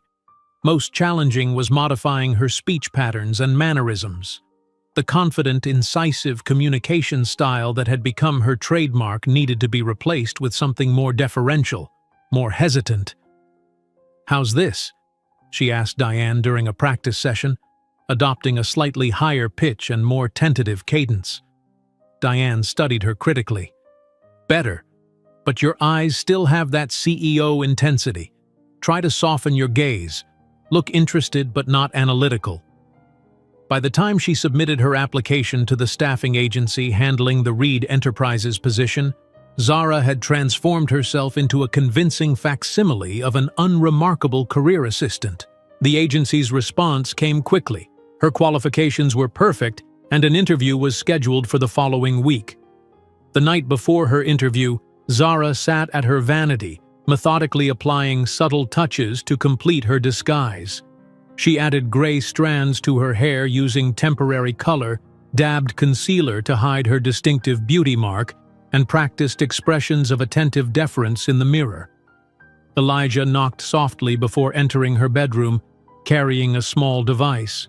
"We made something for you," he said, placing what looked like an ordinary pendant on her vanity. "It has a panic button," he explained. "If you press it for 3 seconds, it sends an alert to all 3 of us and Aunt Diane with your exact location. We also programmed it to record audio when you double-tap it," Ethan added, appearing in the doorway. Ezra joined his brothers, holding out a pair of ordinary-looking glasses. "These have a micro-camera built into the frame. They'll capture everything you see." Zara felt a surge of emotion as she accepted their gifts. "You engineered all this yourselves?" "The hardware was tricky," Elijah admitted, "but the encryption software is completely original." "We wanted you to be safe," Ezra said simply. The following morning, Zara Carter, plain, competent, forgettable, walked into the staffing agency for her interview. By that afternoon, she had been shortlisted. 3 days later, she was offered the position. Temporary executive assistant to Marcus Reed, CEO of Reed Enterprises, starting the following Monday. That weekend, Zara prepared her sons for her month-long partial absence, ensuring they had everything they needed at Diane's apartment. She reviewed security protocols for their communications and reminded them of the cover story. Their mother was conducting intensive on-site work with an international client. Sunday evening, standing before her closet of carefully selected bland attire, Zara felt a momentary wave of doubt. Was she taking this too far? Was it worth the risk? Then she remembered Marcus's cruel dismissal 15 years earlier. "You're just a Harlem girl trying to trap someone above your level." The memory steeled her resolve. This wasn't about revenge. It was about completing a circle, about standing in her power before the man who had once deemed her worthless. Monday morning, Zara Carter entered the Reed Enterprises tower carrying a modest handbag containing the tools of her subterfuge. As she rode the elevator to the executive floor, she mentally stepped fully into her role, shoulders slightly stooped, eyes downcast, presence diminished. The executive suite was opulent in that distinctly masculine way that confused luxury with taste. Dark woods, leather furniture, and ostentatious art selected more for price than aesthetic value. Marcus's private secretary, a harried woman named Beverly, barely looked up as she thrust a tablet toward Zara. "You'll need to sign these NDAs before you start. Mr. Reed is extremely particular about confidentiality." As Zara signed the documents, Beverly continued her rapid-fire orientation. "He takes his coffee black, no sugar. Never enter his office without knocking. All calls are screened. His schedule is sacred. If someone isn't on the calendar, they don't exist." Just as Beverly finished her instructions, the elevator doors opened, and Marcus Reed strode into the reception area. 15 years had added silver at his temples and lines around his eyes, but he still moved with the entitled confidence of a man who had never questioned his place in the world. His gaze passed over Zara without interest as Beverly jumped to attention. "Your 9:30 is waiting in the conference room and the Tokyo numbers just came in." Marcus nodded impatiently before glancing briefly at Zara. "You must be the temp. Coffee, black, my office, 5 minutes." Without waiting for acknowledgement, he disappeared through his office door.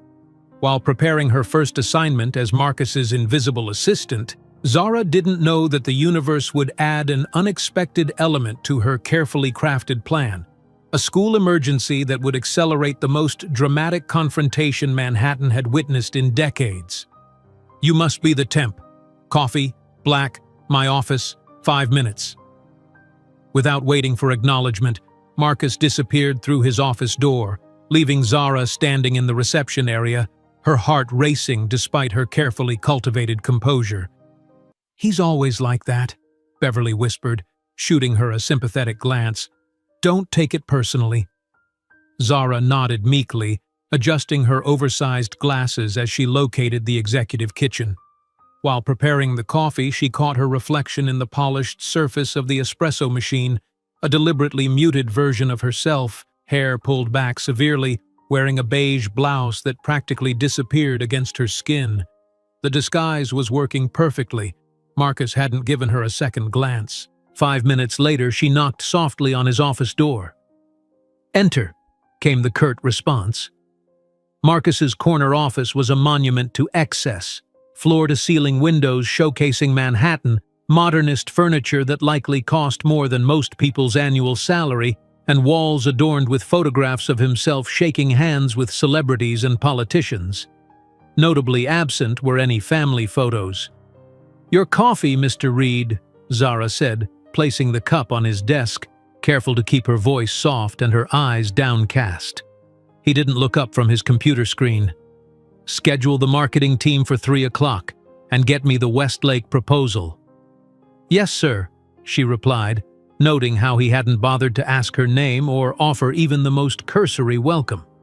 Over the next 3 days, Zara observed Marcus with the clinical precision of an anthropologist studying a foreign culture. He arrived at 9 sharp each morning, immediately demanding coffee and a briefing on overnight developments from global markets. He spent most mornings on calls, his voice shifting between charm and intimidation depending on who was on the other end of the line. "Tell Chen I need those numbers by end of day or we'll reconsider the partnership," he barked into the phone during one particularly tense call. Then, seconds later, to another contact. "James, how's that beautiful wife of yours? Still enjoying the yacht? Listen, about that golf weekend." During a department head meeting on her 4th day, Zara sat quietly in the corner taking notes. Marcus presented projections that she immediately recognized as inflated, promising returns that the company's current trajectory made mathematically impossible. "Sir," a brave financial analyst interrupted, "these growth estimates seem optimistic given the last quarter's performance." Marcus fixed the man with a cold stare. "Are you suggesting I don't understand my own company's potential?" "No, sir, just that the data shows what I say it shows," Marcus cut him off. "If you're not comfortable with our vision, perhaps you'd be happier elsewhere." The room fell silent. No one else dared to question the numbers. That evening, after Marcus left for a business dinner that Zara had booked at an upscale restaurant, along with flowers for his date charged to the company account, she remained at her desk, carefully photographing documents that detailed the company's true financial state. The situation was worse than she'd initially realized. Reed Enterprises was effectively insolvent, kept afloat only by creative accounting and Marcus's ability to charm new investors. Using the secure communication app the triplets had developed, she transmitted the findings to them for analysis. "Mom, these numbers don't add up," came Elijah's encrypted response an hour later. "They're hiding at least $30 million in losses. And their debt structure is unsustainable," added Ethan. 3 of their properties are underwater. Ezra's contribution was typically precise. Based on current cash flow, they have approximately 7 months before technical bankruptcy. As the days passed, Zara settled into the rhythms of her undercover role. She arrived before Marcus each morning, preparing his office and reviewing his schedule.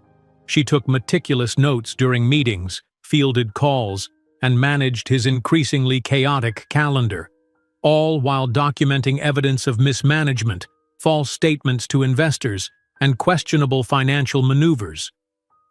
"You're still here," Marcus remarked with mild surprise one evening, finding her at her desk at 7:30. "Beverly usually ran out the door at 5 sharp. I wanted to finish organizing the files for tomorrow's board presentation," Zara replied, careful to maintain her deferential tone. Marcus studied her for a moment, as if seeing her for the first time. "What was your name again?" "Zara. Zara Carter." "Zara," he repeated, testing the name. "Unusual name. I knew someone called Zara once."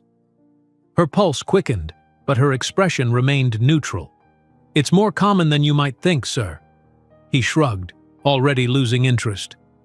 "Have these ready for my review by 8 tomorrow," he said, dropping a stack of folders on her desk before departing.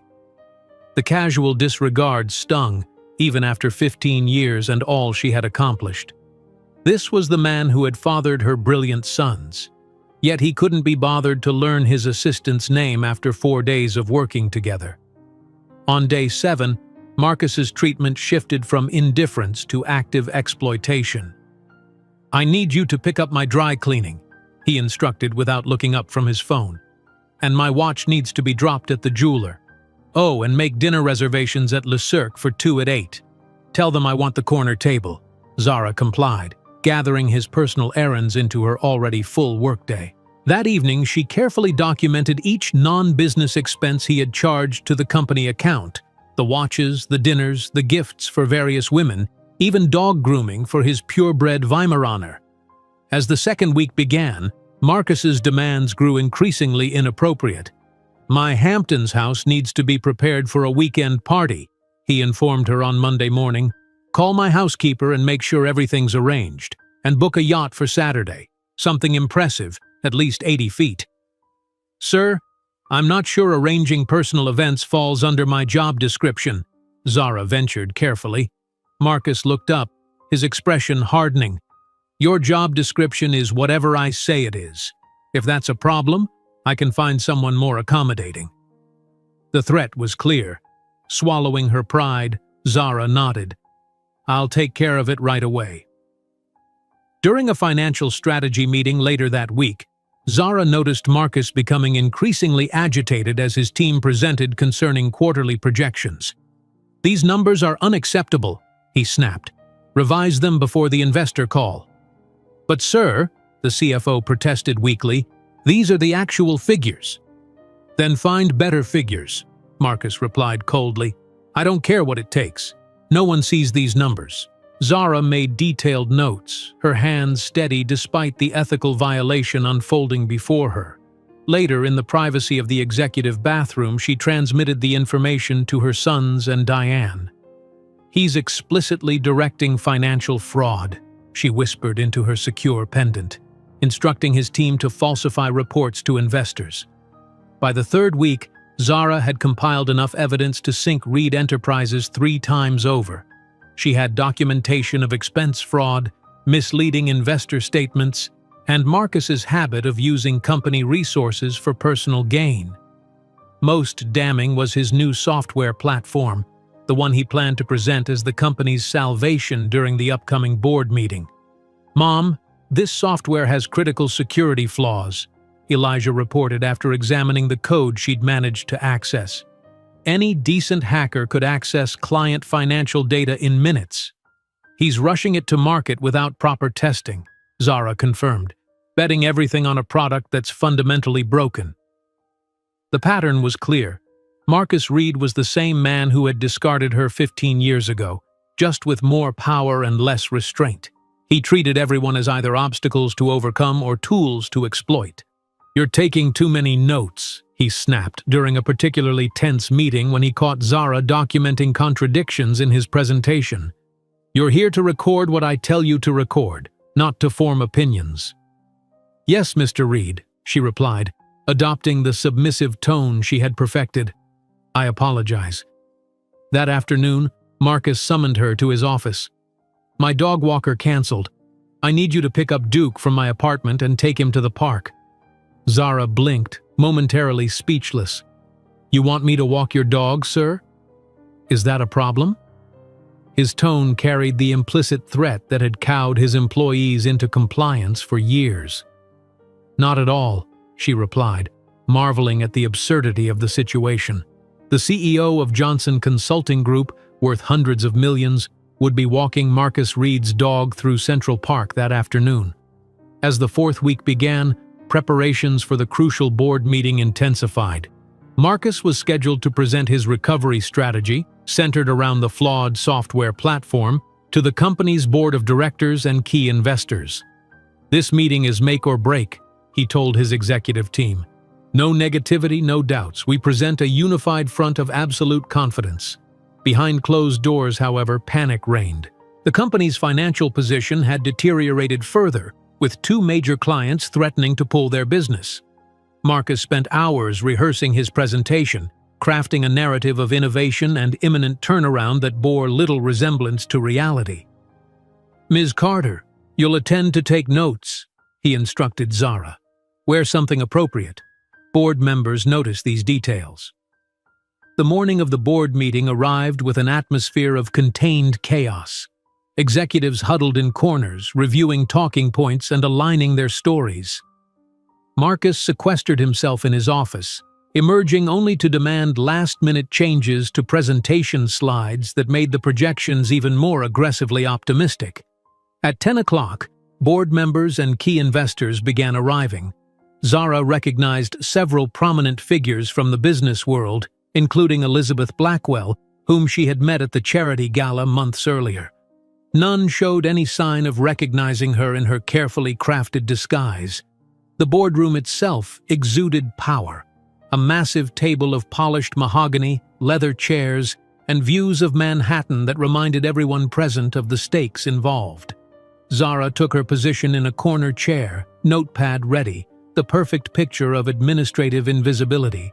Marcus entered last, commanding attention in a custom suit that probably cost more than most people's monthly rent. His confidence seemed unshakable as he began his presentation. "Ladies and gentlemen, Reed Enterprises stands at the threshold of its greatest transformation," he began, his voice resonating with practiced authority. "Our new financial software platform will revolutionize the industry." As he continued weaving his tale of imminent success, Zara observed the room. Some board members appeared skeptical, others hopeful. All were unaware of just how dire the company's true situation was. Halfway through the presentation, Zara's phone vibrated silently. The display showed Sunshine Daycare with an urgent tag. Her heart rate accelerated immediately. "Ms. Carter, there's been an incident with your children," the daycare director's voice came through when she slipped outside to answer. "They're perfectly fine, but we need you to come collect them as soon as possible." "What happened?" Zara asked, concern overriding her careful disguise. "Nothing serious, but another child made some inappropriate comments about their family situation and your boys. Well, they responded rather intensely, academically." Understanding dawned. Her brilliant sons had likely intellectually eviscerated some unfortunate classmate who had made remarks about their lack of a father. "I'll be there as soon as I can," she promised, ending the call. When she re-entered the boardroom, Marcus was in full persuasive mode, showcasing the software platform's supposed benefits. "This proprietary algorithm will transform how we manage client assets," he declared. "No other firm in the market has anything comparable." Zara slipped back to her seat, mind racing. The meeting would last at least another hour. The boys needed her now. After 15 minutes of internal debate, she decided to excuse herself, planning to return before the meeting concluded. She had just reached the door when it opened from the outside. Standing in the doorway were three identical 13-year-old boys in private school uniforms, each with the same penetrating green eyes. Eyes unmistakably like those of the man currently commanding the boardroom's attention. "Excuse me," Elijah said politely, addressing the startled board members. "We're looking for our mother." Marcus stopped mid-sentence, irritation flashing across his face. "Who let these children in? Security!" Zara rose from her seat, heart pounding. "They're my sons, Mr. Reed. There was a situation at their school." As Marcus turned to address this interruption, his gaze moved from the boys to Zara and back again. She saw the exact moment recognition dawned, his eyes widening, color draining from his face as he took in the identical features of the three teenagers, then looked more closely at his supposedly plain assistant. "Zara," he whispered, her name escaping like a ghost from his past. While preparing for the most dramatic confrontation of her life, Zara couldn't have anticipated that the universe would add this unexpected element to her carefully crafted plan. A school emergency that accelerated the most consequential revelation Manhattan had witnessed in decades. "Zara," Marcus whispered, her name escaping like a ghost from his past. His eyes darted from her face to the three identical teenagers standing in the doorway, their features a perfect blend of his own and the woman he had cast aside 15 years ago. The boardroom fell silent. The polished mahogany table, the floor-to-ceiling windows overlooking Manhattan's skyline, the meticulously prepared presentation slides, all faded into insignificance as the human drama unfolding commanded everyone's attention. Zara straightened her posture, no longer the meek assistant. With deliberate movements, she removed the oversized glasses that had partially obscured her features and reached up to release her hair from its severe bun. The transformation was subtle yet profound, the invisible woman suddenly becoming impossible to ignore. "It's Johnson now," she replied calmly, her voice carrying in the hushed room. "Or Carter, for this temporary position." The board members and investors glanced between Marcus and Zara, confusion evident on their faces. The three boys remained in the doorway, studying the scene with analytical precision. Marcus gripped the edge of the conference table, his knuckles whitening. "What is this?" he demanded, his voice a mixture of shock and rising anger. "Some kind of ambush?" "No ambush," Zara responded evenly. "Just an unexpected intersection of past and present." She turned to address the room. "I apologize for the interruption. There was an incident at my son's school that required immediate attention." One of the triplets, Elijah, with his characteristic confidence, stepped forward, approaching the presentation laptop still displaying Marcus's software platform. "Excuse me, but I couldn't help noticing a serious issue with your code while we were waiting outside," he said, addressing Marcus directly. "Your security architecture has critical vulnerabilities." Marcus stared at the boy, visibly struggling to process the situation. Who exactly are they?" he asked Zara, his voice barely audible. The oldest board member, a woman in her 70s with sharp eyes and decades of business experience, was the first to connect the dots. "My God, Marcus, are these your sons?" The question hung in the air, heavy with implication. The other board members shifted uncomfortably, eyes widening as they studied the unmistakable resemblance between Marcus and the three teenagers. "No," Zara answered before Marcus could speak. "Biologically, they share DNA. But parenthood involves much more than biology, doesn't it?"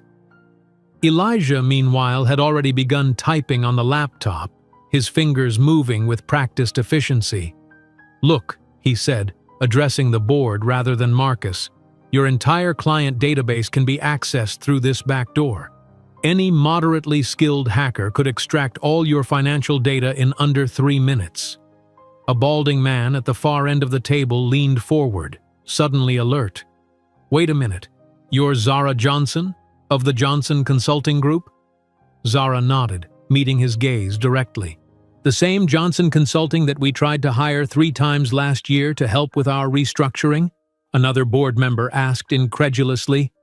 "The same," Zara confirmed. She allowed herself a small smile. "Ironically, I've been inside your company all along, observing every misstep, every failed decision, every attempt to hide the truth from shareholders." Marcus appeared physically ill, swaying slightly as he processed the implications.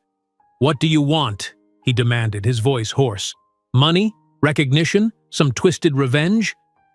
The question was so absurd that Zara actually laughed, a genuine, spontaneous sound that echoed in the tense room.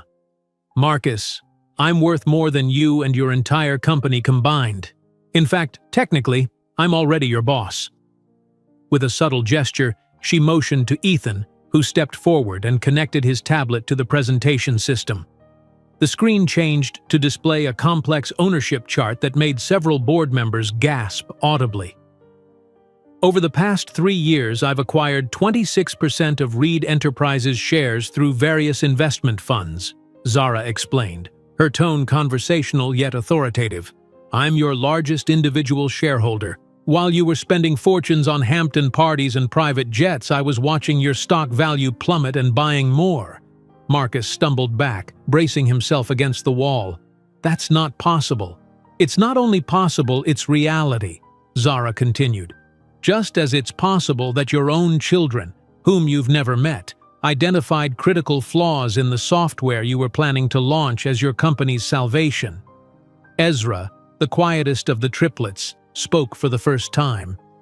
"The algorithmic structure is fundamentally unsound," he observed, his analytical mind focused on the technical problem rather than the human drama.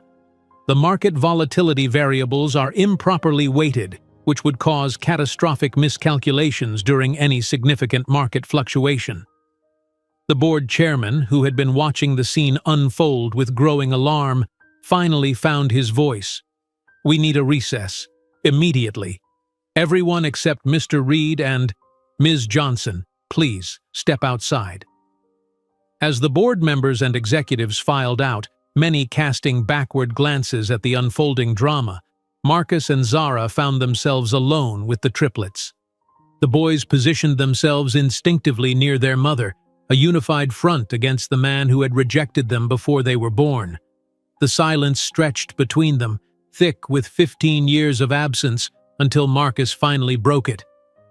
"Why didn't you tell me?" he asked, his voice hollow. Zara regarded him with clinical detachment. "Tell you what exactly? That I was expecting triplets while you were shoving me out your door? That I survived working 3 jobs while finishing my degree? That I built an entire life and a successful company without your help?"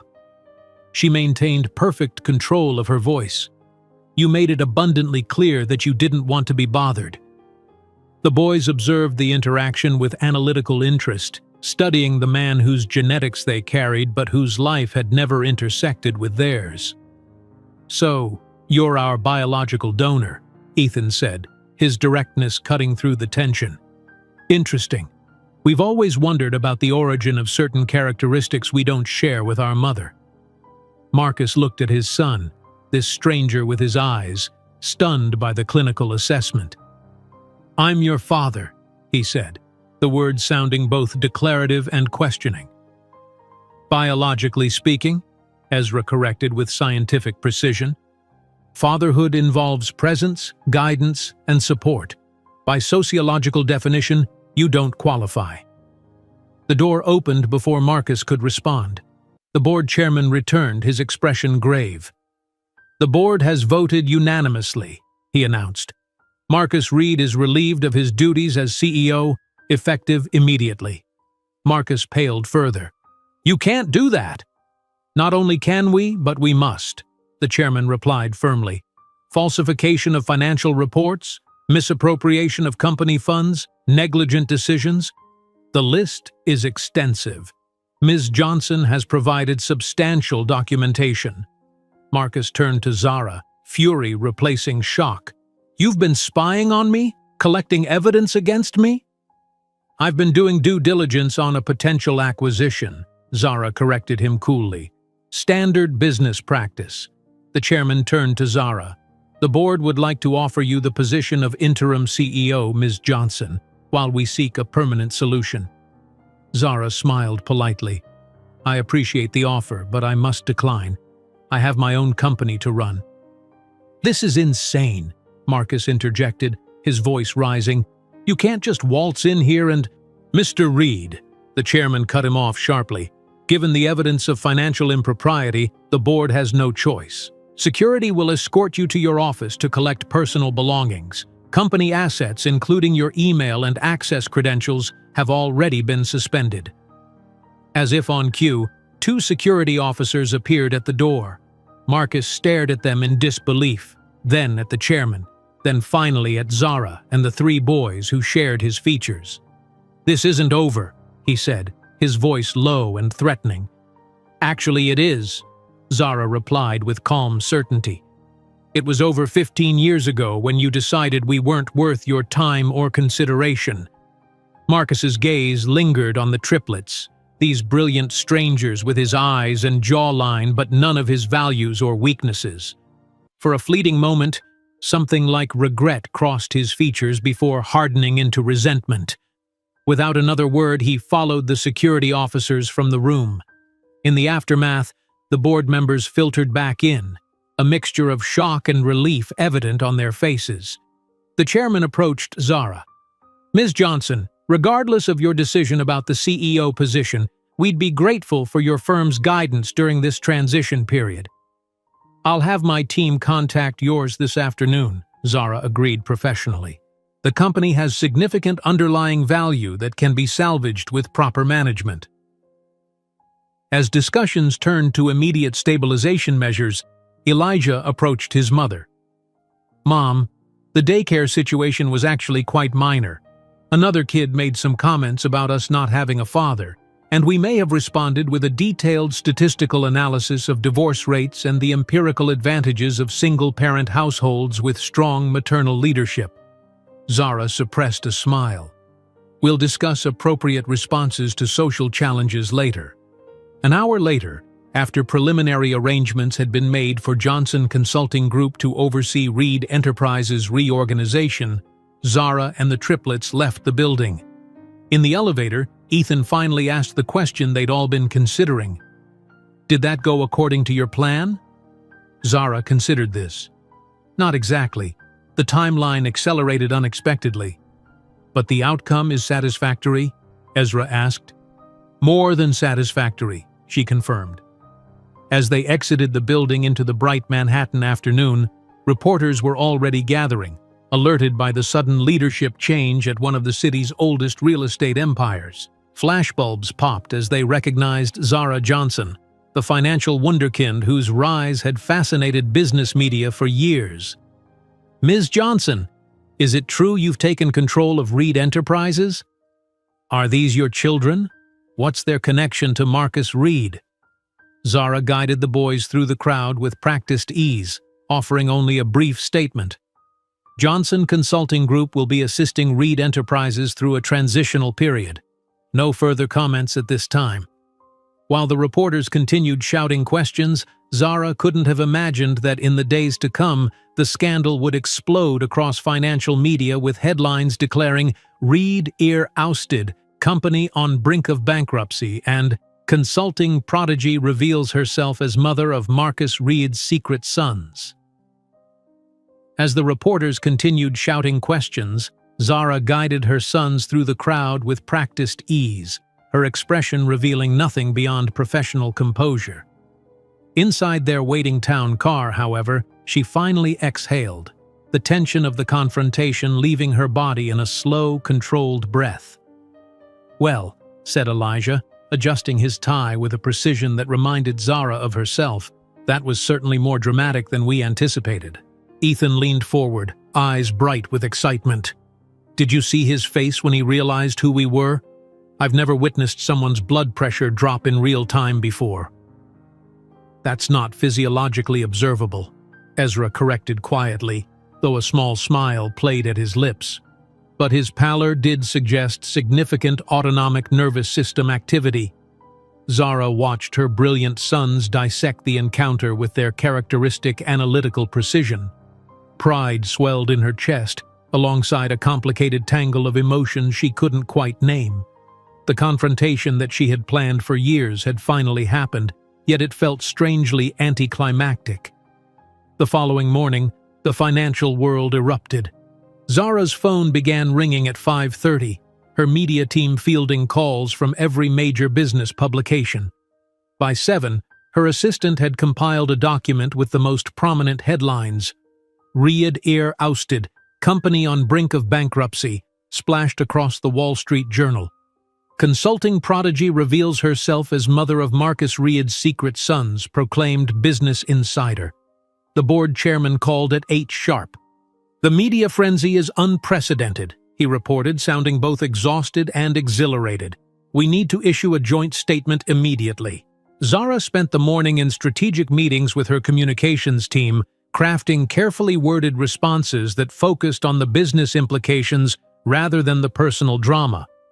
By afternoon, she had approved a press release announcing Johnson Consulting Group's engagement to restructure Reed Enterprises, emphasizing the preservation of jobs and stabilization of client relationships.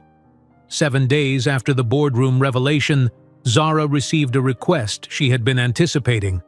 Marcus Reed wanted to meet privately. She arranged for the encounter to take place in her temporary office at Reed Enterprises, a deliberate choice of territory that wasn't lost on either of them. When Marcus entered, Zara was struck by the transformation a week had wrought. His tailored suit hung slightly loose on his frame, dark circles shadowed his eyes, and the confident swagger had been replaced by a contained fury that radiated from his every movement. "You've ruined my life," he stated without preamble, remaining standing despite the chair she had indicated.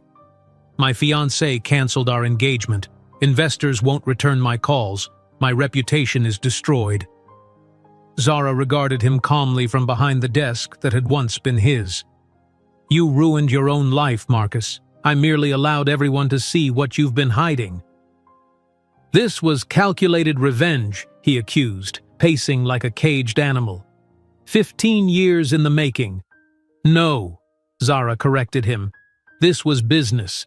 Your company was failing due to mismanagement and fraud.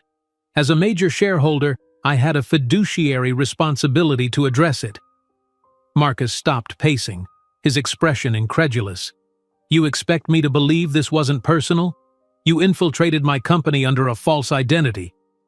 "I conducted thorough due diligence before completing my acquisition. Standard practice." His laugh was hollow. "There's nothing standard about this situation, and you know it." He braced his hands on the desk, leaning forward. "I want to see my sons." The abrupt change of subject didn't surprise Zara. She had expected this eventually. The proprietary claim, the sudden interest in children he had rejected before they were born. "You have no sons, Marcus. You have biological offspring whom you've never met and expressly wanted nothing to do with." "I have rights," he insisted, his voice hardening. "You renounced those rights 15 years ago," Zara replied evenly. "Rather explicitly, if I recall correctly. Something about me being just a Harlem girl trying to trap someone above my level." Marcus flinched at his own words thrown back at him. He straightened, adjusting his tie in a gesture that reminded Zara uncannily of Elijah. "People change. Circumstances change." "Indeed they do," Zara agreed. "And the circumstances now are that the boys are individuals with their own agency. If they wish to know you, I won't prevent it. But I won't force it either." Something shifted in Marcus's expression, a flicker of genuine emotion breaking through the anger. "They're remarkable," he said quietly. "Their intelligence, their poise, they're extraordinary." "Yes," Zara said simply. "They are." "Did you tell them about me? About what happened?" "I told them the truth, that their biological father wasn't prepared for parenthood and chose not to be involved.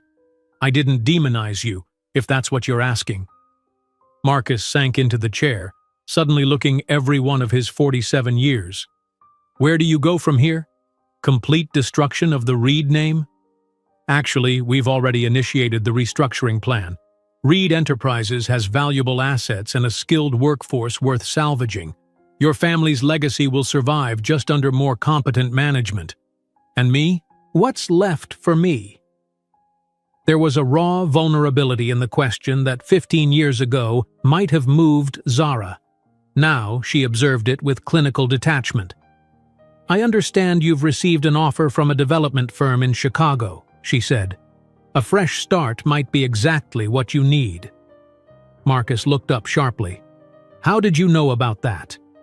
"I make it my business to know things, Marcus. It's why I'm successful." A complicated mixture of emotions crossed his face: resentment, resignation, and perhaps a grudging respect. "I've accepted the position," he admitted. "Starting over at 47. Who would have thought?" "Second chances are rare," Zara observed. "I suggest you use yours wisely." When he left, there was a defeated slump to his shoulders that contrasted sharply with the arrogant posture she remembered from 15 years ago. Zara remained at the desk for several minutes after his departure, surprised by her own emotional response. There was no satisfaction in his downfall, no vindictive pleasure in witnessing his humiliation. Instead, she felt strangely empty, as if a long-carried weight had finally been set down. That evening, Zara found the triplets waiting in the living room of their Manhattan apartment, clearly anticipating news of the meeting. "He wants to meet you," she informed them directly. "I told him the decision was yours." The boys exchanged one of their silent communications. Elijah, as usual, spoke first. "We've discussed this possibility extensively. We believe there's value in at least one meeting, from an anthropological perspective." "Anthropological?"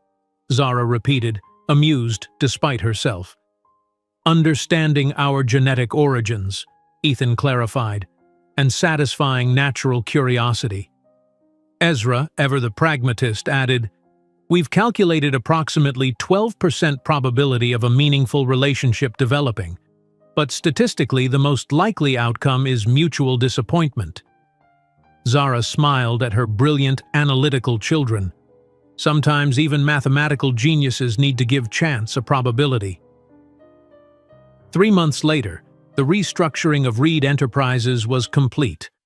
Under the guidance of Johnson Consulting Group, the company had shed unprofitable divisions, reorganized its management structure, and leveraged its substantial real estate holdings to secure stable financing. Most importantly, the workforce had been preserved, with targeted retraining programs ensuring that employees could adapt to the company's new direction.